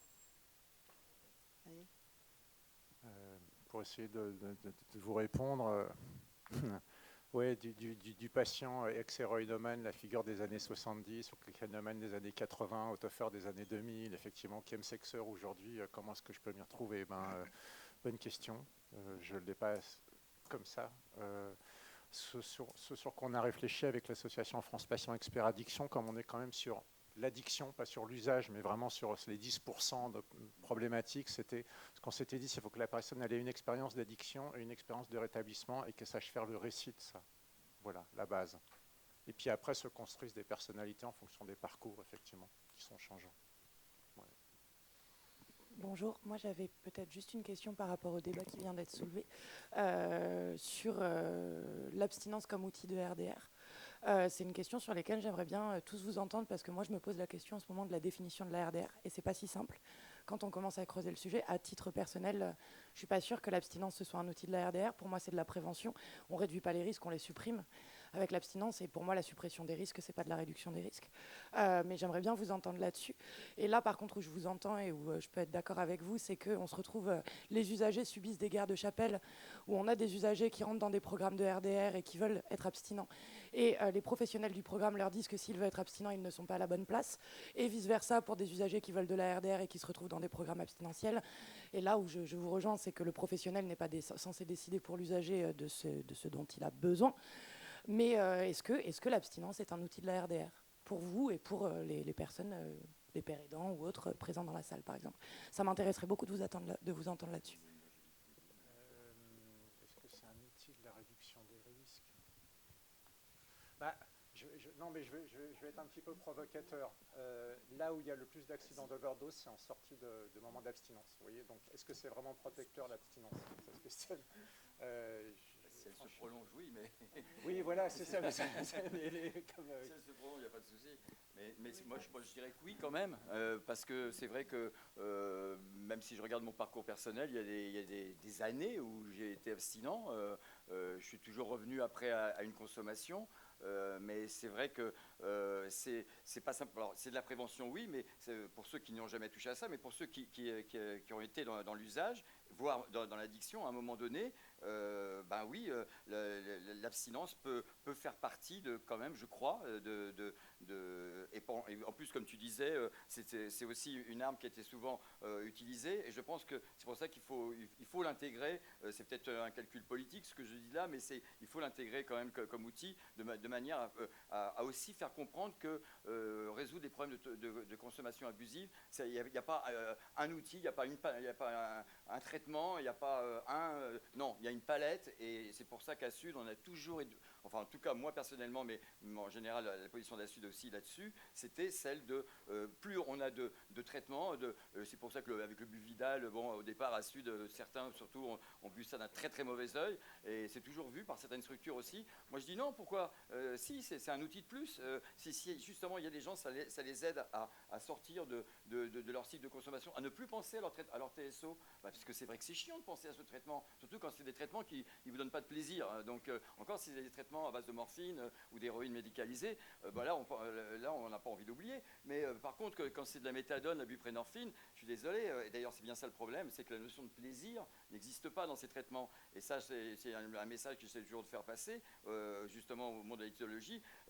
Si vous voulez un traitement réussi, il faut quand même qu'il y ait un peu aussi je parle médicamenteux bien sûr, hein, il faut aussi qu'il y ait un peu de plaisir aussi dedans. Et ça, sinon, on va le chercher ailleurs. Pourquoi là, j'ai vu qu'il y avait une communication là, dans les ATHS sur le Vietnam, les gens sous TSO qui prennent de la méthamphétamine. Bon, moi, je peux vous dire que quand j'étais dans un XAPA, avant que ça ne s'appelle pas comme ça s'appelle un CAD, un CAD en Espagne, allez, je vais être gentil, les 2/3 des patients du CAD, je les retrouvais dans le bidonville gitan en train d'acheter de la cocaïne basée, parce qu'effectivement, leur traitement ne leur donnait pas de plaisir, et donc ils allaient le chercher ailleurs, dans l'alcool aussi, bien sûr, et donc, et puis ou même que ce sont dans la cocaïne basée, c'est pareil, et ils avaient à ce moment-là un double, et d'ailleurs leur discours c'était souvent ça, oh merde, la méthadone, parce qu'en Espagne c'est 90%, et oh ben, franchement c'est nul, maintenant je prends à la fois, je suis accroché à la fois côté opiacé, et en plus maintenant je suis accroché à la base. Je dis oui, enfin bon, ça c'est un choix que tu as fait quand même,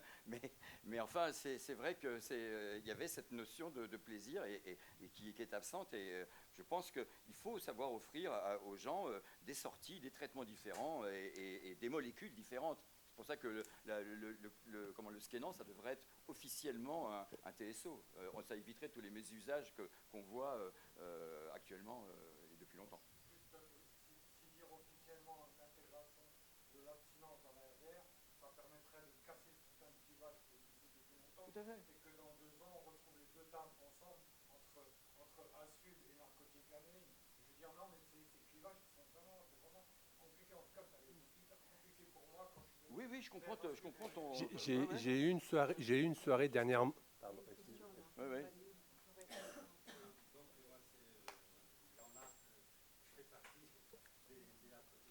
On a parlé ensemble beaucoup.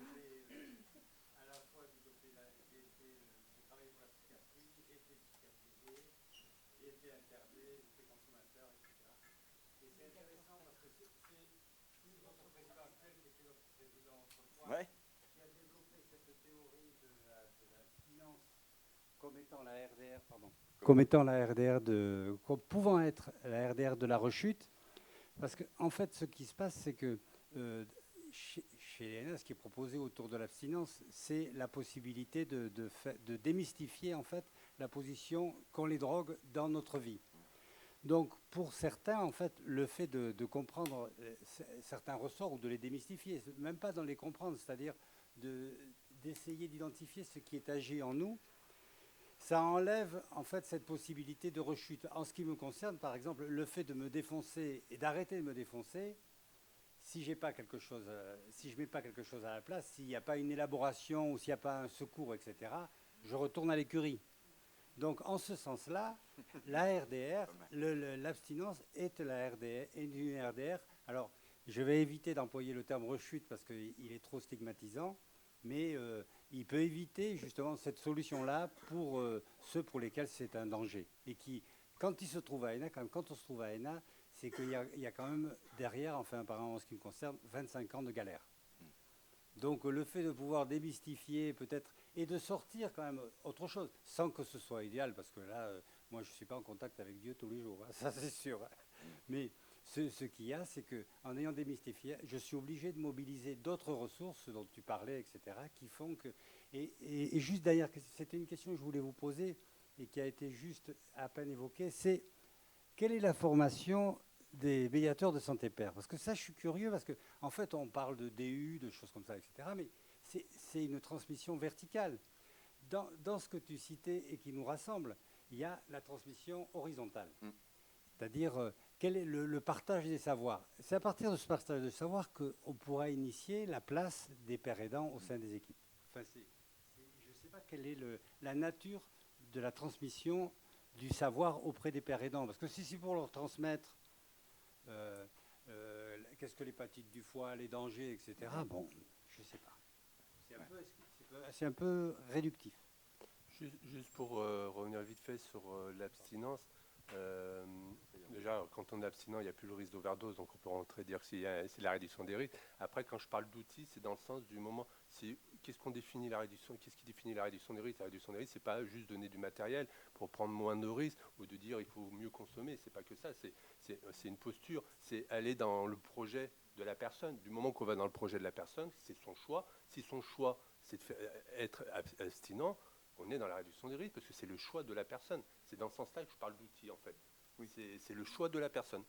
Et la réduction du risque, elle est basée là-dessus. Elle est basée sur le choix de la personne. Et puis théoriquement, au bout du traitement, normalement, enfin théoriquement, je parle, il y a quand même si maintenant on te dit non, mais tu peux, c'est comme de l'insuline, tu peux le prendre toute ta vie. Ouais, enfin moi j'ai toujours dit, ouais, c'est pas super comme plan quand même.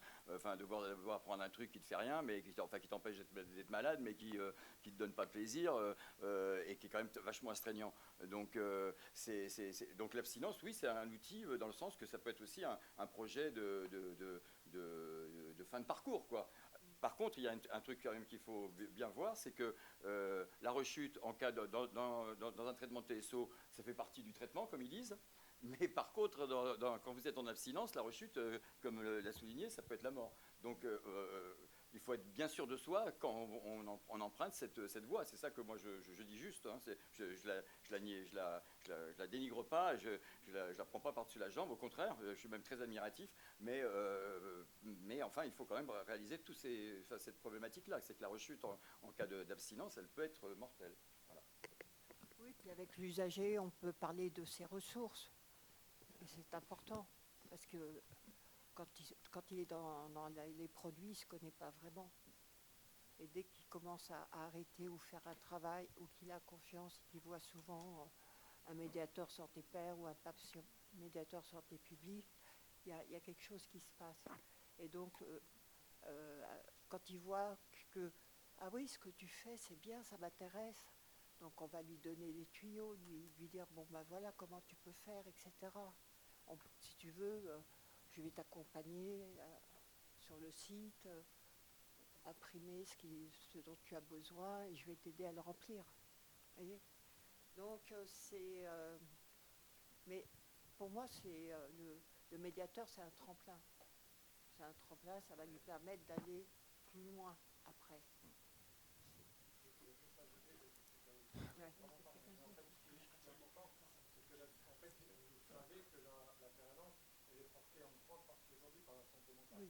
Oui. Ça, il ne faut pas l'oublier, c'est hyper important.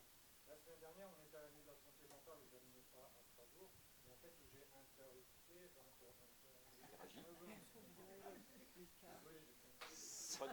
Ça avait l'air chaud, hein. Et en fait, j'ai dû poser une question, parce qu'en fait, il y a plusieurs problématiques du fait qu'on intègre la culture anglo-saxonne dans une culture franco-française. On ne va pas oublier de former certains professionnels qui n'ont pas du tout cette culture, donc cette culture de sachant, c'est un peu compliqué, c'est hyper compliqué à nous, par exemple, d'intégrer cette valeur ajoutée, hein, comme on parlait un peu de cette valeur ajoutée, mais surtout, en fait, c'est ce que le ministre a dit, c'est en fait aujourd'hui, c'est un tel bordel, parce que c'est parti dans tous les sens, entre les diplômes universitaires qui sont partis dans les institutions qui ne s'allèrent pas prêtes, et qui sont déjà ressortis par des coachs taradants, des intervenants, des personnes qui sont aujourd'hui autodidactes, avec des diplômés, en fait, des choses qui sont, en fait, ça devient un peu un bordel. Donc l'année prochaine, apparemment, c'est un gros chantier du ministère de la santé et de la santé mentale. En fait, ils vont tout reprendre presque à zéro pour recadrer ça, parce que, en fait, ça part dans tous les sens. C'est exactement ce que le ministère a dit. Bon, espérons que... On détricote. Espérons qu'ils consulteront les bonnes personnes pour faire ce projet. Tout à fait. Les bonnes personnes étant les personnes concernées. Voilà, Oui, c'est ça. Et pas les professeurs de l'université. Ouais. Il y avait une question là-bas. Oui, bonjour. Monsieur veut parler depuis longtemps. Oui, là. Alain. Non, mais il a le micro, qui pose la question. Oui, bonjour. Merci beaucoup pour cette présentation du coup très inspirante. Moi, je suis psychologue à l'hôpital Fernand Vidal à Paris, où on a la chance d'avoir un patient expert qui intervient chez nous et qui a fait une formation universitaire justement de patient expert. Dans votre présentation, vous parlez beaucoup du savoir expérientiel, ce qui est avant tout ce qu'on recherche en fait. Je crois ce qui nous manque à nous, soignants, professionnels de santé dans ces lieux de soins. Mais effectivement, je ne vous ai pas entendu parler de formation théorique. Et du coup, je vous interpelle un peu là-dessus. Quel est votre avis sur la nécessité ou pas d'avoir une formation théorique? Est-ce qu'en tant que patient, expert, père aidant, ou peu importe comment on l'appelle, est-ce qu'à certains moments, le savoir expérientiel vous a semblé peut-être limitant, peut-être vous avez peut-être eu l'impression d'avoir besoin de plus, ou pas d'ailleurs? Est-ce que c'est nécessaire? Est-ce que vous pensez qu'il faudrait le généraliser pour l'intervention et peut-être la reconnaissance aussi du titre, des places et des salaires? Je ne sais pas. Oui, alors très rapidement, oui, dans la mesure où on avait évoqué un peu la pluralité des profils de patients experts possibles, effectivement, passer par une certification qui normalise un petit peu, qui dit c'est quoi un patient expert, qu'est-ce qu'on attend de lui, d'une façon générale, ça me semble souhaitable. Oui, complètement. Quels sont l'ensemble des compétences? Où est-ce qu'on va chercher ces compétences? Comme c'est des compétences expérientielles, il n'y a pas d'école, il faut y aller. Je veux dire, l'entraide, ça s'apprend en entraidant. Il y a pas de... Est-ce qu'il a besoin, la question c'est un peu, est-ce qu'il a besoin justement d'un autre savoir que celui de son expérience? Ouais, ça je crois.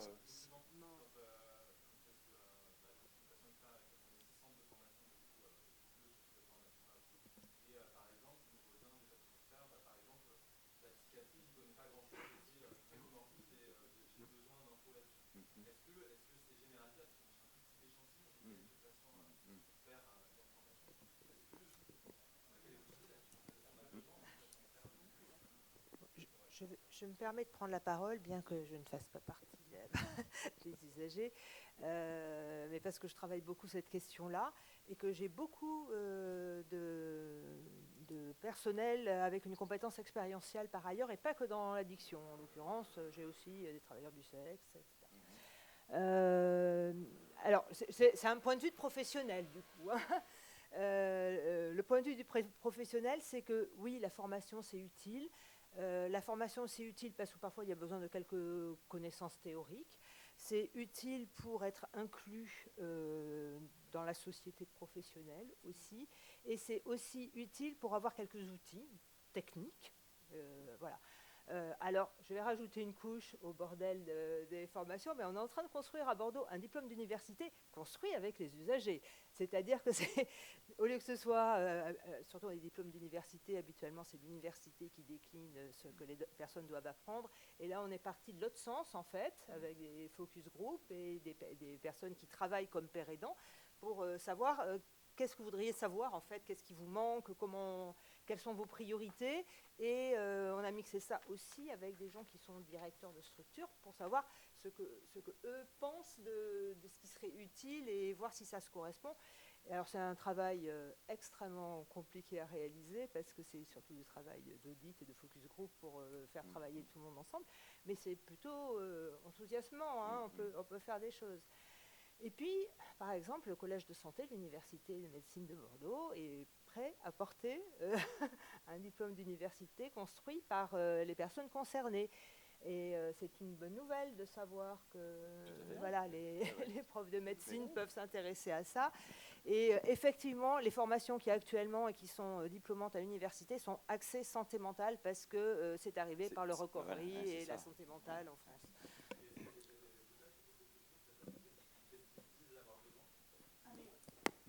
J'ai un programme pour au moins une année de formation, en fait. C'est beaucoup trop, en fait. Maintenant, il faut élaguer parce que... Oui, il y a vraiment des besoins qui ressortent. J'en connais pas mal qui ont passé ces diplômes et qui me téléphonent parce qu'ils ne sont pas bien. Ils sont mal intégrés.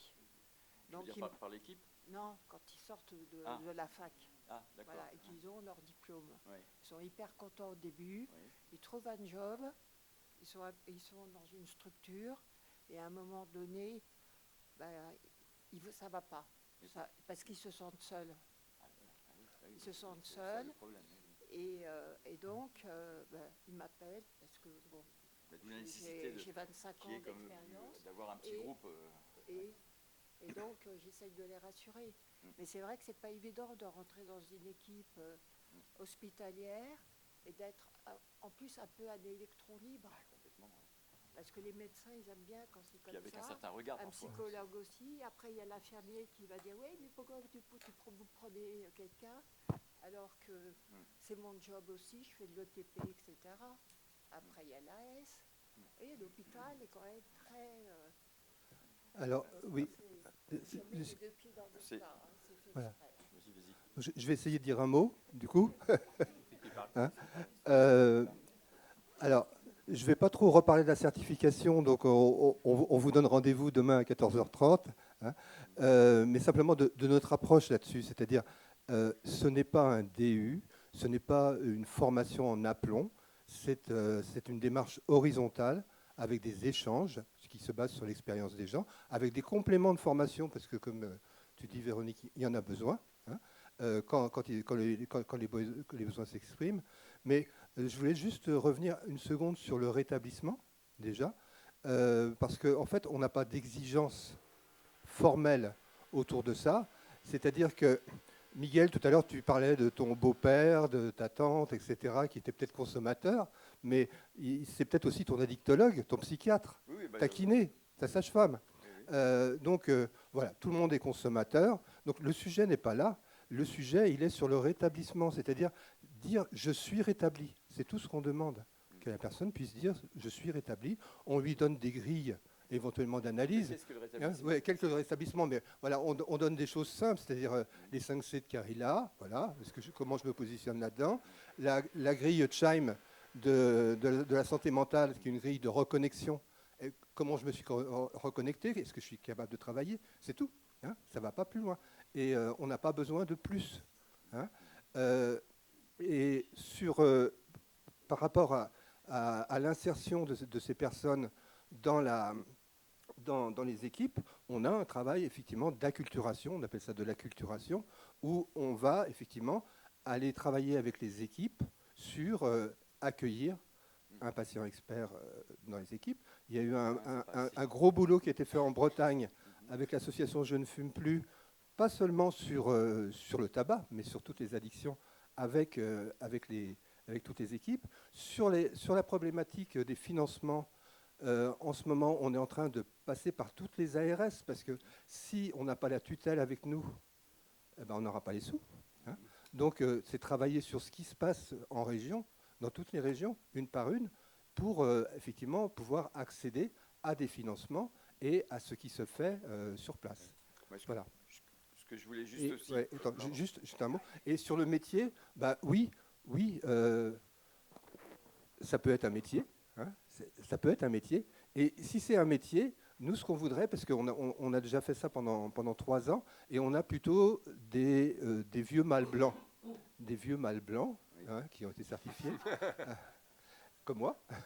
Et en fait, quand on est un père, il faut quand même que la personne en face puisse s'identifier. Hein. Donc on a une volonté aussi de rajeunir, d'avoir plus de femmes, plus de diversité, hein, pour que effectivement la pérédance puisse s'exprimer à travers ça. Mais ce qui est juste aussi je te coupe la parole, Miguel, je suis désolée. Juste pour que ce soit très clair, c'était de la provocation. C'est pas du tout ce que je pense. Hein. Quand je dis c'est ce que c'est un métier. Par contre, c'est ce que me renvoient les gens très facilement. Et ce qu'il faut aussi savoir, c'est qu'au sein de ce support, en tout cas au niveau international, il y a une tendance qui est en train d'apparaître. C'est assez nouveau et ça a été constaté dans certaines réunions. Moi, je fais partie Sud fait partie d'Euro Input et je suis son représentant, donc la filiale européenne du réseau donc des usagers de drogue. Et il y a donc la filiale internationale qui s'appelle Input. Et je traduis souvent des documents, d'ailleurs, puisque c'est mon boulot, la traduction et l'interprétation de conférences. Mais c'est vrai qu'ils, normalement, dans leurs documents, ils ne parlent pas encore de ça, mais dans leurs réunions, ils en parlent déjà. Eux, ils veulent des salles de conso, par exemple, dans lesquelles il n'y ait pas un seul professionnel de santé. Ils disent ça suffit, la mainmise des professionnels de santé sur notre monde, nothing about us without us. Et de ce slogan, ils en sont venus à dire on ne veut plus de professionnels de santé non, mais je vous avertis de la tendance. La Sud ne partage pas, en tout cas moi personnellement je ne partage pas cette parce que justement pour revenir au sujet de la formation, je pense que effectivement un père il n'a pas forcément toutes les clés et justement c'est pour ça que l'interpénétration professionnelle avec des professionnels de santé me semble indispensable mais il faut arriver à un équilibre, c'est ça le problème et la notion d'équilibre dans la vie elle est essentielle mais elle est très difficile à obtenir et ça c'est vrai qu'il ne faut pas que le monde des professionnels de santé soit trop pesant par rapport à l'autre et il faut surtout que les deux puissent vraiment communiquer et comme il y a effectivement, tu parles des réunions tripartites, etc. Effectivement, tout ça c'est des bons modèles, moi je pense, hein, mais voilà, il y a peut-être justement des excès de professionnalisation qui ont conduit une partie de l'autosupport, surtout anglo-saxon, ça s'est passé au Canada, cette réunion dont je vous fais part, et et parce que c'est vrai qu'ils ont des salles de conso gérées par des pairs uniquement. Voilà, alors après, ça se passe plus ou moins bien, mais en tout cas, c'est comme ça que certaines se passent. Voilà. Juste pour revenir sur la formation, en fait, j'ai un peu mal, parce que pour moi, c'est exactement pareil qu'avec tous les professionnels. La formation, quand on sort, quand on est éduque, machin médu, je me suis dit, mais la réduction de risque, on ne l'a pas appris en école d'éduc, on ne l'a pas appris en école de médecine, on ne l'a pas appris en école de psy. On l'a appris parce qu'on a été formé après, via par des pairs ou via par des formations, fédération addiction, etc. ou autre chose. Mais je veux dire, le besoin de savoir accueillir, il y a des techniques, oui, du genre, c'est pas des choses qui sont innées. Donc oui, moi je pense que les deux sont compatibles, c'est des montées en compétences en fait. Absolument. On vient chacun avec nos compétences et après, dans le cadre du boulot et des missions qui nous sont demandées, on va monter en compétences. Voilà, donc, mais le débat pour moi est le même qu'avec un autre professionnel en fait. C'est pas. Bonjour à tous, je suis médecin addictologue au XAPA UTTD à Montpellier, qui a ouvert en décembre 1994, donc merci. Je ne connaissais pas du tout l'histoire de la salle de consommation qui a ouvert à cette période-là. Nous, on est en projet de recrutement d'un médiateur santé-père et là, ça fait depuis le début de l'année qu'on réfléchit en équipe sur la fiche de poste. Donc ça a pas mal bougé nos représentations et du coup, le rétablissement, pour nous, ce ne sera pas forcément un critère de recrutement. Et on a décidé, après peut-être qu'on vit dans un monde de bisounours, hein, mais on s'est dit que si cette personne arrive alcoolisée ou complètement défoncée à 9h du matin, elle sera traitée comme tout professionnel de santé. On lui demandera de rentrer chez elle et puis voilà. Est-ce que vous... c'est un truc qui m'énerve souvent, alors je ne dis pas que c'est vous. Écoutez, vous réfléchissez aujourd'hui sur une fiche de poste. Est-ce que les usagers participent à cette réflexion ? On va les interroger. On va les interroger, mais tout est très très long au CHU, donc on a un petit peu le temps, mais on s'était dit que déjà on allait nous avancer de notre côté en équipe et après les interroger sur leurs besoins, parce qu'on réfléchit à des choses et peut-être que ça ne leur conviendra pas. Parce qu'il faut arrêter avec l'idée qu'un usager actif est incapable de travailler, quoi. Enfin, je veux dire, moi j'ai fait toute ma vie professionnelle comme interprète de conférences au plus haut niveau, hein. J'ai fait toutes les grandes conférences de Madrid et j'étais addict à l'héroïne, hein. Enfin, je veux dire, voilà, à partir du moment où vous avez l'argent et le produit, c'était le cas, franchement, le problème de la gestion, après c'est un problème personnel, franchement, pendant une trentaine d'années, ça s'est bien passé, hein. Donc, il y a eu un moment donné où ça s'est mal passé, et c'était à cause de mon usage justement de cocaïne injectée, et donc de crack ensuite, de fumée, et où là, effectivement, je suis parti en live pendant 2-3 ans, mais c'est vrai que il y a énormément de gens qui travaillent en ayant des problèmes d'addiction, hein.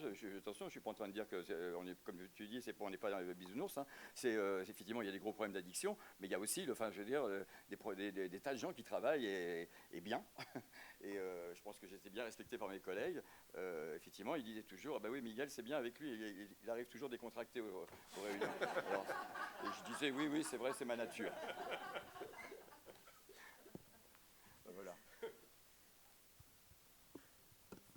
Est-ce qu'il y a encore des questions ou on s'arrête là sur cette belle parole? Miguel est très décontracté et on l'en félicite. Merci à tous pour votre participation.